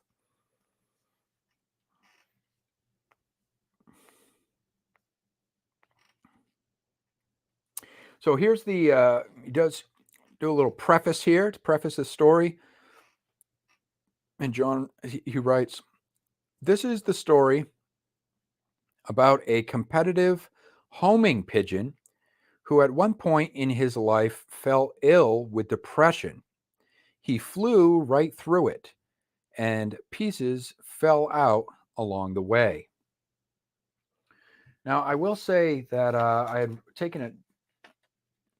There was something that came to my mind when I was reading that. I'm like, oh, this is a story. It's like through the lens of, the animal kingdom, but almost like an allegory, kind of like an allegory feel to it. So it's like I put down. I wonder if John had drew any kind of inspiration from that book. You guys remember that book? It was like, I don't know if it was like I don't remember now. I didn't write that down, but it was like 50s, 60s, or 70s, something like that. There's a book called Jonathan Livingston's Seagull by Richard Bach. So it had this kind of almost, I'm kind of getting a little bit of that kind of like vibe from this. So if you see this, John, maybe you can let me know in the comments if you read that book or if it served as any kind of inspiration for this one. So there is a warning here. The warning, this book is not for rich life coaches. This book is not a fake, tasty mental chewing gum. No, not at all. This is a book for those who suffer. A drop of forgetfulness in the river of unbearable pain. Can it help? Can it change anything? This drop in the river. I do not know. I swam in that heavy river for a long time, and I survived. Now I stand calm and wait for you in the Delta. John Z. All right. Just an interesting note here. He does he puts suitable soundtracks while reading. So that's something I've never seen before in any other book. So it says while reading, and then he just kind of shares like some suggested suggested music. And I noticed that he is a fan of the Stooges. There's quite a few songs by the Stooges here. It says "No Fun" by the Stooges, "People Who Died," the Jim Carroll Band, Simon and Garfunkel, some Van Morrison in there. Let's see, Velvet Underground, Screamin' Jay Hawkins, MC5.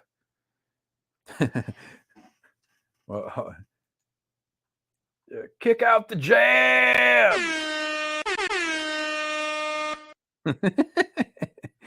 Heart of Gold by Neil Young. Got a little David Bowie in there. Yeah, the KKK. Took My Baby Away by the Ramones. Numb, Linkin Park and Jay-Z. A little Johnny Cash. So an eclectic mix. Some Jimi Hendrix. Motorhead. Some Motorhead. The Prodigy, Breathe. That's a cool song. Talking Heads. Lou Reed. All right, let's get to it. Chapter 1, Birth. Knocking inside the egg. 5th floor, 98 Montgomery Street. A discarded banana crate. Knock, knock. Brooklyn trembles under the gusts of wind. The nests of homing resists it. Knock, knock. A dove, Marion, sits in the situation and knows she must not give up. She heats the egg with extra strength. Locomotive. Knock, knock. While ruffling her feathers for an even better ventilation, she briefly wanders off, and she returns immediately to prevent her thoughts from dismantling the effort, because she knew. She knew very well of the slipping of reckless souls. She had experience with that. In a city with a disfigured background, with a fluid light carved into the darkness from which all the creation of the city came. The light here was just an accompanying content. She knew of all the universal sexual flesh and feathers whose mass was consumed in the darkness of dirty roofs. She also knew the consumers, rich pigeons living in the light and at equally rich roofs, and this whole conglomerate that dragged on with infinite inertia. No, it was rolling. On unevenly lit roofs, knock, knock. At minus 11 degrees Celsius, the wind was frightening. It took on deadly features. Some crows flew desperately in the direction of the Red Hook, and the wind smashed them right back to Gowanus Bay. Winter decals. Marion shivered from the extra heat production. Seconds passed like seconds. But the minutes were the problem. After years of running away from marriage, deliberately aborting eggs off the roof of New York Fertility Institute, endless abstinence sweats, and cold turkey skin, she simply decided she must succeed at this. Pure as a rose, at the limits of her physical abilities, she completed the task, the birth of offspring. And she did it in the middle of the mortality period of the Brooklyn scale. Knock, knock. A little beak comes out. A puff of steam signifies life. Knock, knock. A yellow head can be seen now. The steam comes out in all directions into the mother's feathers and the encrusted night. The egg cracked in a circle along the seam, and it is out. A young homing pigeon, John Pigeon, was born. The mother takes the remains of the slightly bloody shell and throws it out of the nest. She looks anxiously at the other egg, but greets the firstborn. "Welcome, little John," she said. Fuck off, John replied, digging deeper into her soft feathers. Marion was speechless for a moment, but then quickly returned to her private, semi-military regime. She couldn't allow such a start to prolong. She maintained her temperature constant by deciding to implement draconian measures later after survival. Exertion caused by the extra heating in the first breastfeeding protein rush in silence, which was soon interrupted. The sound of her husband's wings. A large and smiling homing pigeon lands from the direction of the south gable. Mom, what's up? Don't call me Mom. I have a name, Marion replied. One hatched, she added, preening her feathers in a nonchalant way. A short pause in the frozen silence. John shivered from the bottom of his tail all the way to the tip of his decently developed beak. It wasn't fear, no. This pigeon was made of a slightly different material. Well done, Mom. And the name? He whispered softly in her ear. John Pigeon, Jr. And you're drunk again, she replied in a tone that didn't have a ring to it. It was a pure statement, because it was implied when it came to that pigeon that alcohol is somewhere present, in him, behind him, up or down. It doesn't matter, but it's there nonetheless. John Pigeon Sr., a silent alcoholic in a whirlpool of fatherhood, which wasn't spinning him around. It happened to him in a straight line, because he wasn't buying it, at least not in that way, in a pathetic or kinship kind of way. A light trot, with a minimum of alcohol and care for the offspring, without additional drama. His shift started, and Marion was off duty now. After saying hi to little Junior, he nailed the topic of immunoglobulin feeding, double dose from a strong father. Advantage. With his bulky dimensions, he covered Junior to hermetic proportions and continued with reality. He was a giant capable of parental love. Salvation in the New York refrigerator. And he didn't have to go to work. A security guard at the Brooklyn Botanic Garden, but in fact, an inventory at Yellow Magnolia. He arranged for everything to be, quote, easy. The gang kept it to themselves. Just another game in the shade of Prospect Park, and petty cash always came. Fusion of interesting communications, with an occasional whiskey mist. Beside, no less important, he exposed all his failures a long time ago, publicly, and he didn't give a damn. Mature personality. But this seemed extremely serious to him. No, he knew that.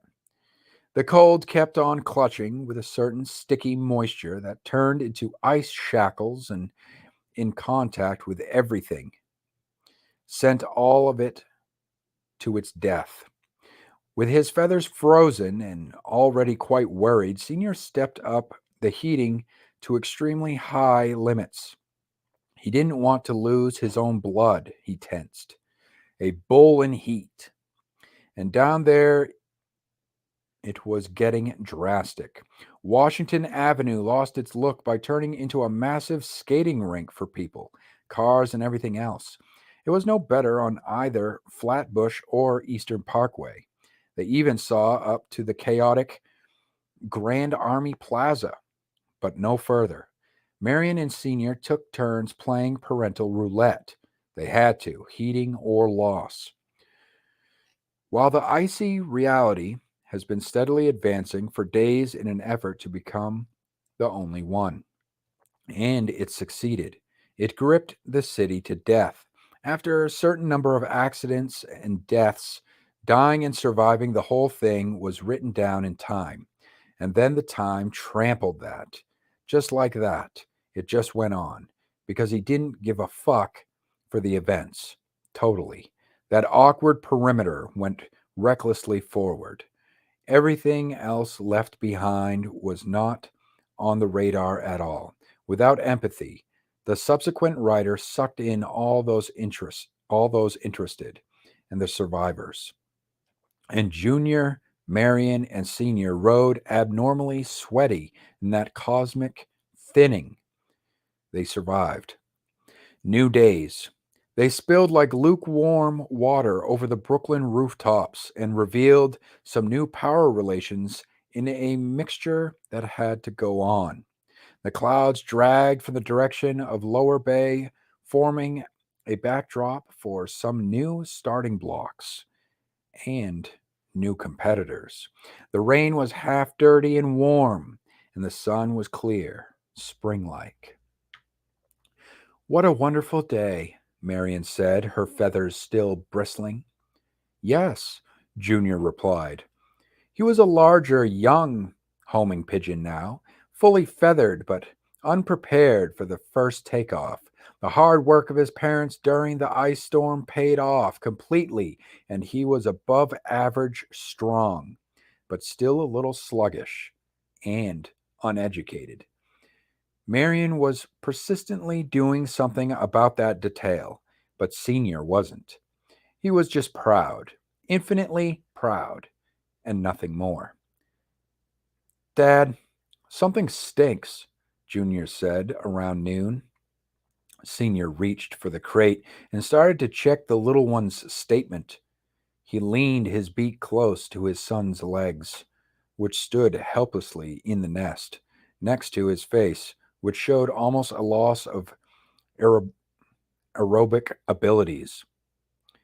A cloud of pure sulfur. Fuck! What is this?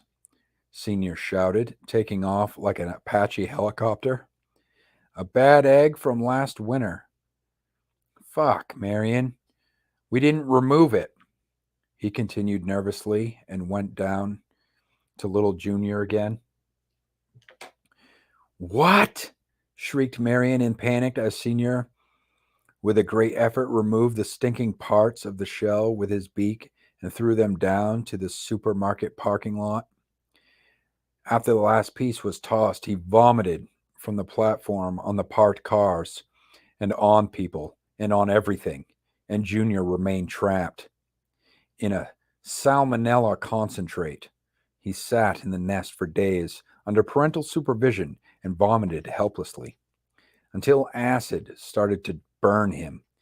To make matters worse, one abnormally humid and smelly afternoon, a short, fat man lumbered on the roof, took Junior's right leg, and by pushing his fingers between Junior's toes, placed an aluminum ring with clearly written letters and a 6-digit number on the still undeveloped part of the young leg.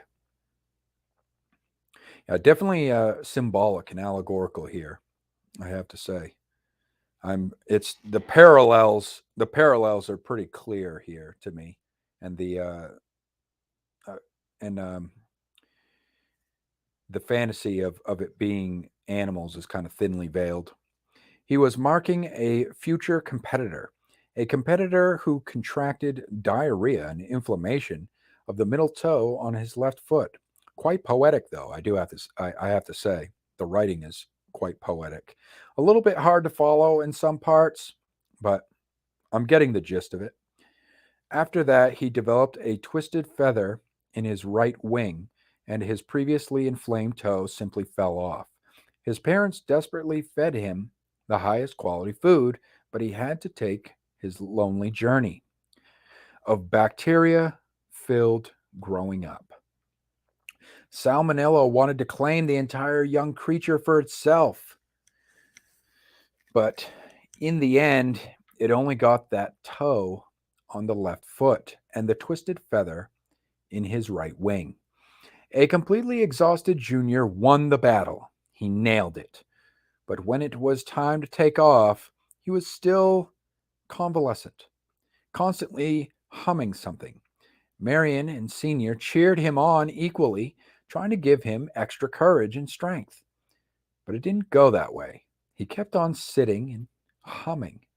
His parents were already extremely worried, partly because they were aware of their personal lapses, but they continued to persistently feed and encourage their offspring. That consoled them. Unlike the stunned junior over whom the first life complexities had just rumbled. And when one half sunny day, already madly worried, Marion asked him, "Well, my dear son, why are you humming so beautifully in your beak?" He screamed briefly, "No fun, my baby, no fun." And he wasn't interested. It bothered him terribly that he didn't have a middle toe on his left foot and that he had a twisted feather in his right wing.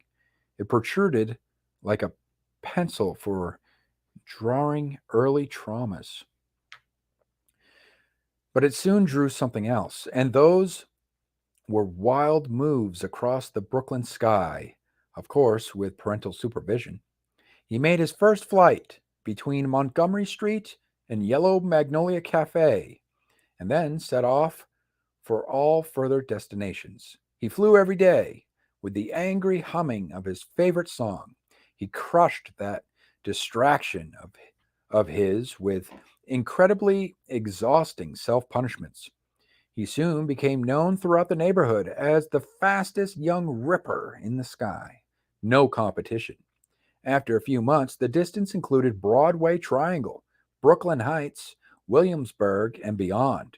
When he crossed the East River and started rolling on the Lower East Side and two bridges, his father had to close that chapter. "That's enough. You're good," Senior said simply, and flew in the direction of Yellow Magnolia. Marion shivered with partial pride. It wasn't the ideal educational start she personally wanted, but after the rude awakening, she was determined to keep correcting deviations on the fly or in prevention with extra love. In any way, just to make Junior a homing pigeon capable of life.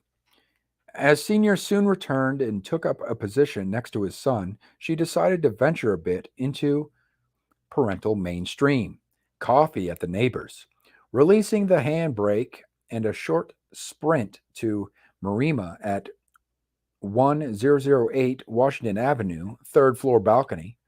It started with a little discomfort when Marion landed. Marima and her husband, Arslan, were just finishing mating. They shook their feathers and automatically made coffee. "Turkish coffee or Nescafé?" Marima asked. "Turkish." "With or without milk?" "No milk," Marion replied. Conversation over coffee went on as usual. A little discussion about the types of food to withstand long flights, then a little about the wind howling sideways in the chest and interior decoration of a nest, to short and quick hiding from a falcon Matthew, who was in high flight towards the JFK. They remembered with sorrow their relatives who had been caught and eaten by that falcon, but luck was that the living prevailed. The living are alive, the dead are dead. Such unrefined conversation. The host, Arslan, even sang People Who Died, and the performance reached a high level, a relaxed home atmosphere. And then Marion made a big mistake. I laid an egg in the winter, little John Pigeon. He's a flying young now, she said cheerfully, but there was an annoying silence. "Go to hell, you fool. You know that my Arslan is sterile," said Marima through her beak. I'm sorry, I didn't know." "You're lying, you beaked cow," exploded Marima and hit Marion with her wing on the head. She staggers and starts walking aimlessly on the balcony. After a few more kicks received, Marion somehow managed to take off in the direction of her nest. Your sister is a dirty drug addict, uh, the housewife said in her hysterical voice, which was pierced by the wind. And then, high in the air above Prospect Park, Marion started to cry. Her sister was a drug addict, but she had a kind soul. Kind soul, Millicent.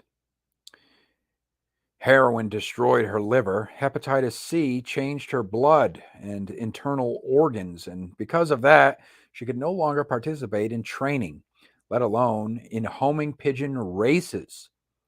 She cried constantly and had ornithosis, shit-covered feathers on the cloaca from starvation and consuming discarded food from the nearby restaurant, friends and lovers. She smoked 2 packs of cigarettes a day and drank terribly, trying to somehow function with beer mixed with methadone therapy. But it didn't work. Her eyes showed primordial goodness, even after everything. She loved and appreciated Marion. She considered her incredibly successful, especially after marrying Senior. She adored their crate at Montgomery Street, and she tried not to be high when she came over for coffee. She always came clean and smiling, showing sincere enthusiasm for their lives and plans. She was the first to visit Junior. For the most part, she hadn't stayed long because her crisis came on suddenly and sometimes in the middle of a very interesting conversation. She had to leave quickly and fly in an incredible sprint to the nearest hidden place to give herself a shot. Such is my Millicent, Marion said softly into her beak and wiped away her tears.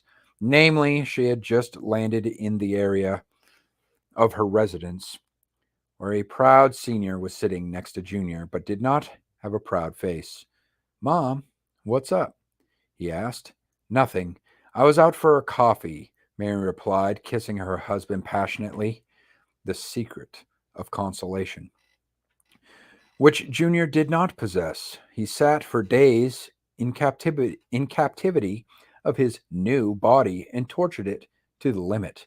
In his spare time, when he was not in the air, he spent his body in the parking lot of the supermarket playing with caterpillars and ants in solitude, while the other young pigeons played the classic flying mainstream. He carried caterpillars to imaginary tracks, organized their magnificent races with simultaneous personal coverage. After that, he would eat the winner of the race and throw the others, who were not so fast and successful, into a nearby ant hill to be slowly and thoroughly massacred by fire ants.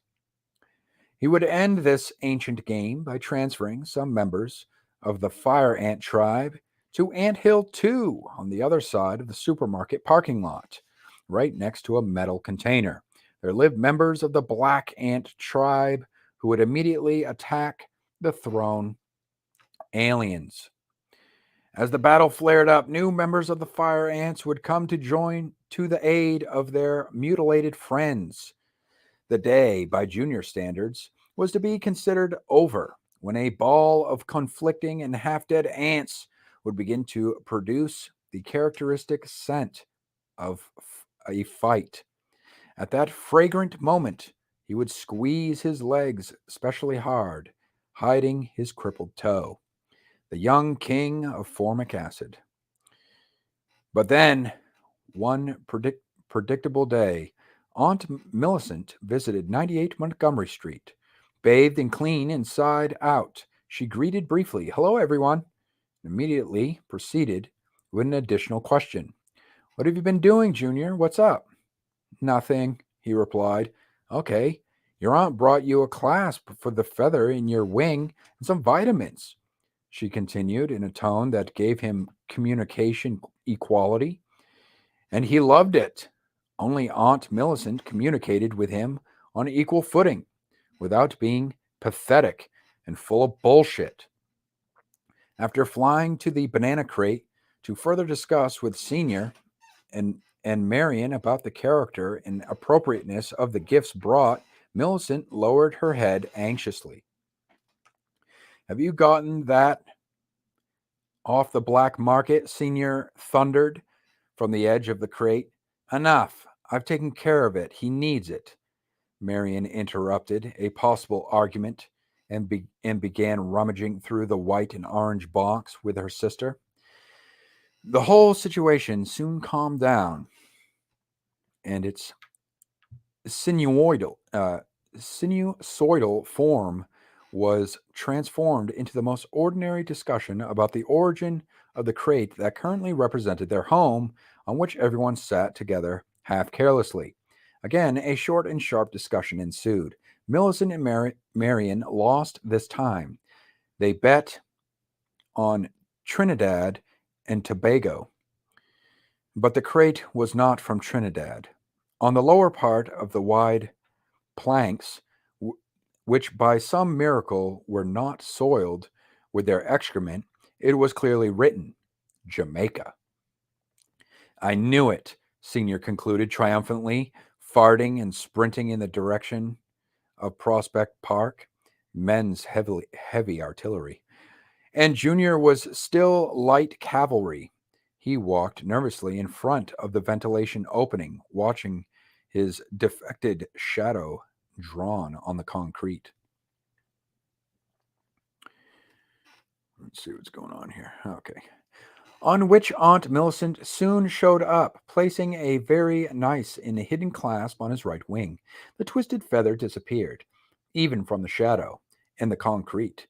Wonderful artificial correction. That's settled now, Junior. Take another pill, said the aunt, and handed him a round orange-brown one that said, Adzinus. Marion still managed to say something like, Here's a vitamin, and was unable to hear the rest. In the air, with his aunt aimed in the direction of Red Hook, he became a guided half-baby bullet, straight and focused. They landed in order at GBX, Gowanus Bay Terminal, IKEA Centre, at Red Hook Winery and beyond. At Aunt smokes in flight and arranges jobs with multiple pigeons. Everyone taps nervously, but all are very interested and original. Some dressed in leather with a whip, some with a ring in their beak and ass, some in expensive suits, others not. Junior is extremely happy, elated. He simply chews the pill with a nice taste. No more complexes. A clockwork orange. That is chapter 1. I like how there's like these little auto suggestions between the paragraphs here. Wonderful artificial correction, almost like an afterthought. And the clockwork orange thing. So clearly there's more than meets the eye with this baby pigeon here. He's a special kind of pigeon, if you will. Well, thanks for letting me share that.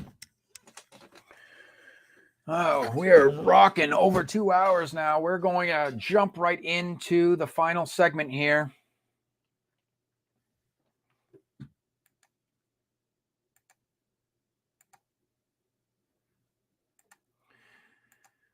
Jump right into the final segment.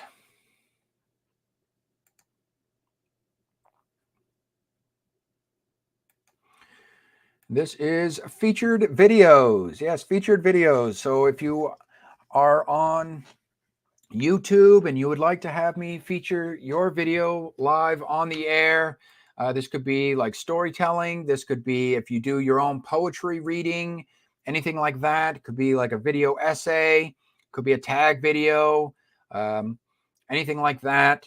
It could be like writing related, like if it has to do with like craft or you or you talking about the progress of your personal writing projects, I could feature that on the stream as well. But tonight we're going to take a little sneak preview, if you will, a preview of The Wizard's Stone by Herman P. Hunter. And this comes courtesy of HPH's The Lore Forge. I will be putting a link to his YouTube channel down below in post-production. And we're going to be checking this out. We got two things here. We got two things for you guys. We're going to be watching first. We're going to be watching an actual book trailer for this upcoming release. And then we also get a little sneak peek into the book itself. So if you don't want any spoilers whatsoever, you can leave at that part. You can tune out. I'll save that part for last. But first, we're going to take a peek at the book trailer. So let's do that.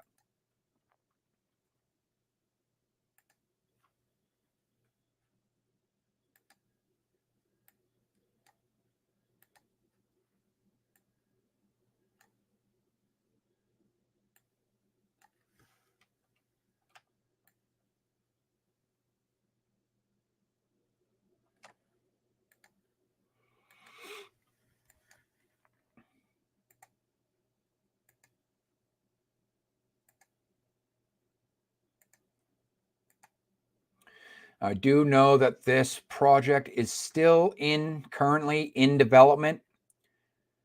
So this trailer, this trailer does say pre-release. It's a pre-release trailer, so let me just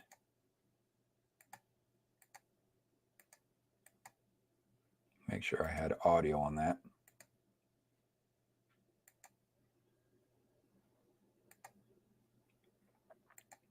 Here we go.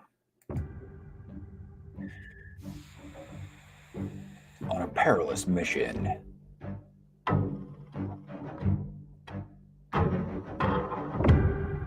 Protected by mercenaries. Paid a fortune in gold. Across sea and land. Delivering a mysterious object to a faraway king.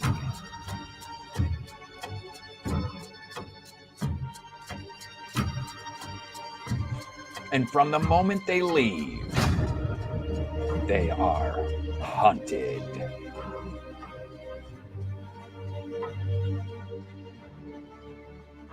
Herman P. Hunter presents The Wizard's Stone. Arriving March 3rd, 2023. Available at everywhere you can get books and many more. Apparently already available for pre-order too. Available for pre-order. Is that a fact? You got the link down here? I assume you could just, you could just go. He does have a link to his website. So I'll have the link to these videos anyway. So you'll be able to get to his website from there and you can check it out.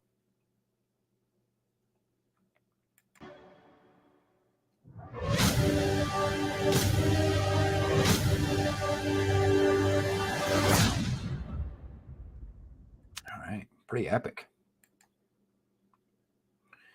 Pretty epic. Let's go. All right. So now what we're going to get is a little sneak peek. This is a sample chapter from the audio version. I'm assuming this is going to be from the audio version of the book.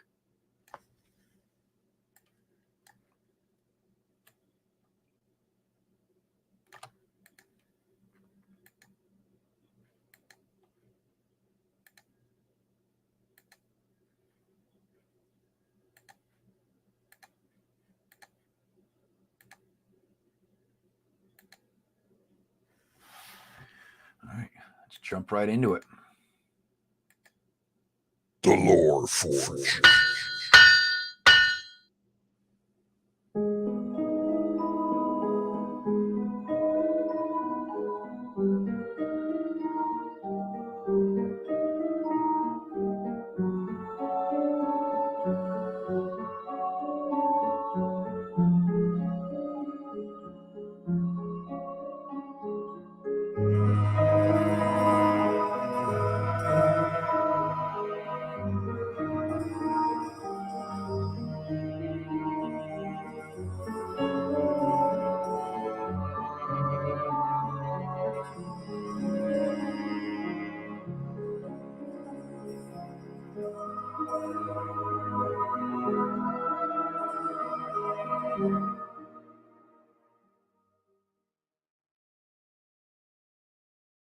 Chapter 3. It was scarcely past noon when Enoch brought the trek to a sudden halt. The wind picked up across the chilled heath. The grey skies above them mottled both dark and light. Bringing his horse about, he drew close to Odo, and those cold, pale eyes stared hard. "We're far enough away," Enoch said, as the wind came to a sudden lull. "So now is the time we have words."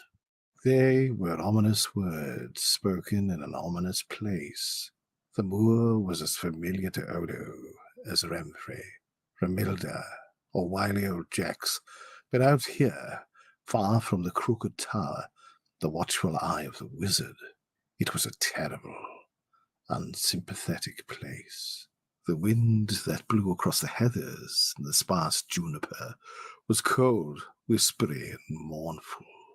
The grey sky above dreary at best, threatening at its worst. Each step forward by the horses, and each minute further from home, made the queer chaos of the wizard's compound seem cheerful by comparison. And now the man with the grim, lifeless eyes of a killer wanted to have words. Odo's eyes went wide as one hand clutched the satchel and the other his staff and reins. "Sir?" "Captain," Enoch corrected Odo before commanding. "Off the horse." At first, Odo seemed confused as he looked nervously at Enoch. Letting go of the reins, he threw his leg around and jumped from the horse. Stalks of dried heather and mead grass crunched beneath his feet and cushioned his landing. Wading through a sea of vegetation, Odo came around to the horse's muzzle, taking hold of the reins once more. Enoch turned on his mount and came about, stopping only a few feet from where Odo stood, staff in hand. With a withering gaze, Enoch asked, "You know the first rule of a freelancer, boy?" Odo looked up, innocent and nervous, his dark pupils like holes in a sea of white that grew wider as the captain spoke. Clutching tight his staff, Odo shook his head. "Live long enough to spend your gold," answered Enoch. "I've done this for too long to know when something is too good to be true." "Sir?" "Captain," snapped Enoch, before adding with a growl, "Remember that." As stunning as Enoch's rapid change in temperament was, it was grimly refreshing to see something more than a cadaverous presence from the man escorting him. "Captain?" Odo's voice was unsteady and uncertain. More than a few times he thought about the talisman and maybe Remfrey's warning being more than just a coincidence. "No one pays what your master paid for so simple a service," Enoch said. "So what is it that I risk my life and that of my men? It's not for some dusky-skinned boy. That I know." At first, Odo started to direct his attention to his satchel and the contents within mindlessly. He stopped soon enough, making the movement seem only a twitch. Yet his silence didn't satisfy Enoch in the least. It only made him angrier. A sword sang as it was drawn from its sheath, holding out the blade for Odo to see. The mercenary captain edged his horse closer. Best speak, boy. Play games with me, and I leave with the gold, while you remain here. Enoch was an imposing figure, and on that horse with sword displayed he looked like death incarnate. Again Odo's mind went to the talisman, as the words of Remfrey echoed in his scattered thoughts. Use it sparingly. Use it wisely. Head down, eyes darting this way and that as he debated what to do. Enoch nudged his horse closer. Odo backed away, let go of the reins and paused reluctantly. Then, cradling his staff in the hollow of his shoulder, he untied the thong of the satchel, pulled back the flap, reached in and pulled out the package. At first, he merely held it close to him in the palm of his hand, but after a few moments he lifted it high for the captain to see. No bigger than a large potato and very much of the same form, a lump of something rested in Odo's palm. Covered over in thick parchment, a series of runes covered the surface of the wrappings. At the seams, crude discs of blue wax held the paper in place, sealing the object within and hiding it from prying eyes. Enoch's face showed an uncharacteristic curiosity as he scanned Odo's burden, furrowing his brow for a moment. With a sudden graceful motion he dismounted, his heels thudding hard against the soil of the moors, sword in hand. Dead, desiccated vegetation hissed as it scraped against his pants and cloak as he moved closer to look at the object. Odo hazarded a look at Enoch. Hands reached out to grab the paper-bound package, only for Odo to pull away. "No!" he exclaimed. "No, sir!" "Captain!" Enoch growled, those dead eyes narrowing in anger as he pulled his hand away. "Apologies, Captain," Odo replied, looking scared. For a moment, the mercenary captain analyzed the thing up close, noticing the markings on the paper and paying special attention to the wax seals. "What is it?" I don't know," replied Odo, trepidation and concern dripping from his words. "A rock, I think." The wind picked up slightly, and the grasses sighed in response. A horse snorted as the grim soldier's eyes stared once more at the package. "Open it." "No," Odo said softly, with a shake of his head. "Then I will." "The runes," replied Odo, in a nervous rush. "The markings?" Enoch asked as his finger danced over the wax seals. "Yes," Odo answered with a nod. "What are they?" "Protective wards, I think," said the young man, as his brow creased with concern and confusion. He started to sway a bit in the wind, more nerves than anything else. "The wizard has shown me a few, but..." "But what?" "These, I do not know. There are 3 of them," explained Odo. "One, I think, keeps others from knowing what is contained within." That remark got the captain's attention. "Others?" Odo didn't hear the question and continued, agitated. "The runes, I think, are protective." "Didn't you hear me, boy?" pressed Enoch forcefully. Pointing to the rock, he said, "Who wants this?" "I do not know," Odo replied swiftly, fearfully. "The Major said nothing, only that it was important I deliver it to the king. That is all I know." "You know runes. You must be a wizard, then," said Enoch, his voice less commanding. "No, sir, Captain," Odo replied, suddenly remembering. "What are you, then, if not a wizard?" Odo began to relax, and he withdrew the stone, pulling it closer to him. "Mortals cannot be wizards." "Is that the only secret you bring with you?" Enoch asked, his head nodding at the stone.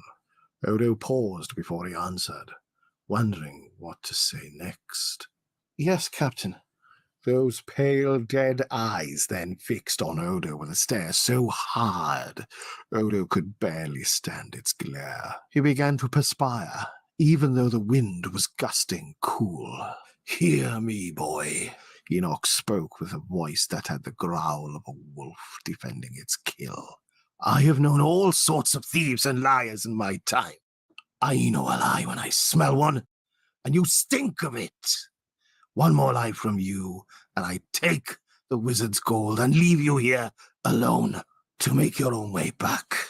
Closing his eyes, the young man let out a frustrated sigh. Opening the flap of the satchel with one hand, the other laid the wrapped bundle within. Leaving the flap to close on its own, Odo then dug between his cloak and the lapels of his robe to produce the talisman.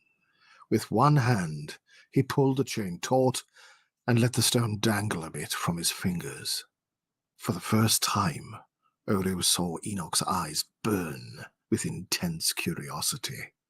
The captain's lids narrowed as his head drew closer, the pale orange dot of light at the center catching his attention. The fingers of his left hand slowly went up for the stone, looking to touch it. Odo was quick to wrap his own around it and pull it away. "No!"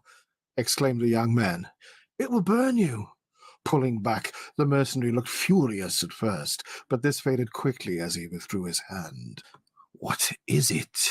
"A talisman." "You think me a fool, boy?" snarled the captain. "What was that in the center?"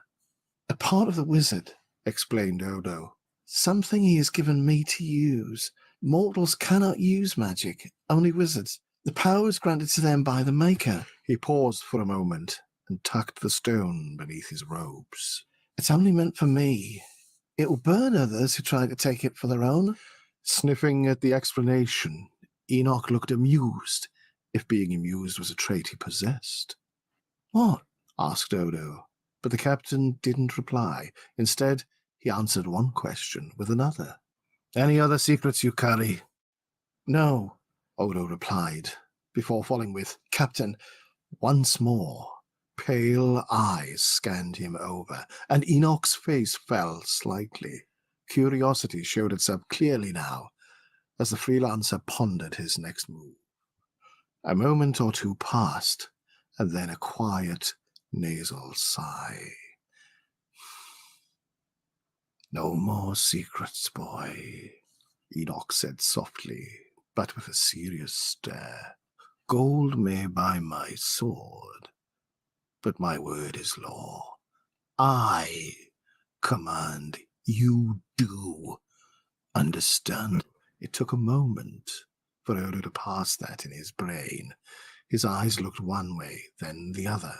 Finally, they gazed off into an unseen horizon, Odo understanding the meaning behind Enoch's remarks. That if magic was required, he would need to supply it. Enoch grew impatient.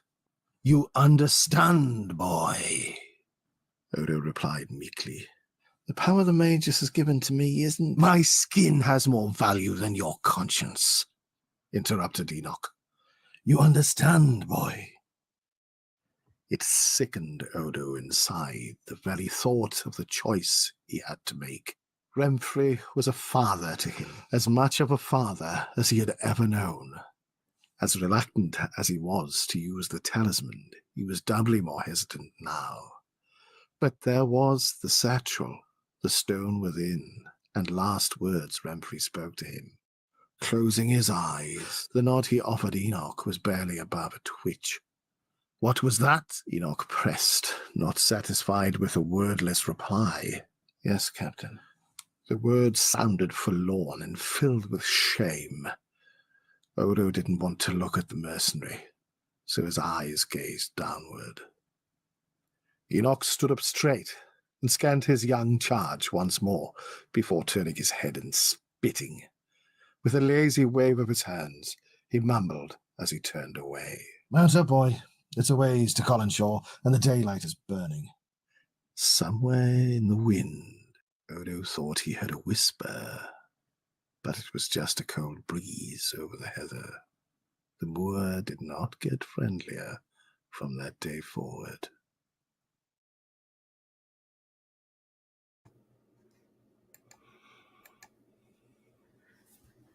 I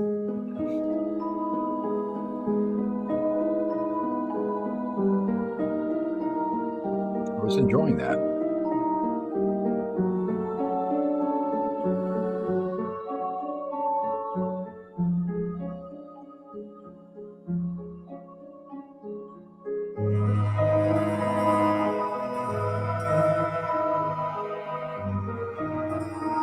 Good job on this video too, by the way.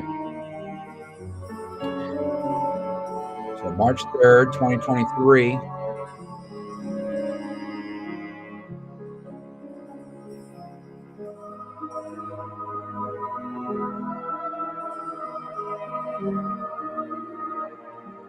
That is the Wizard Stone. Very nice. No, that was that was what, chapter 3. So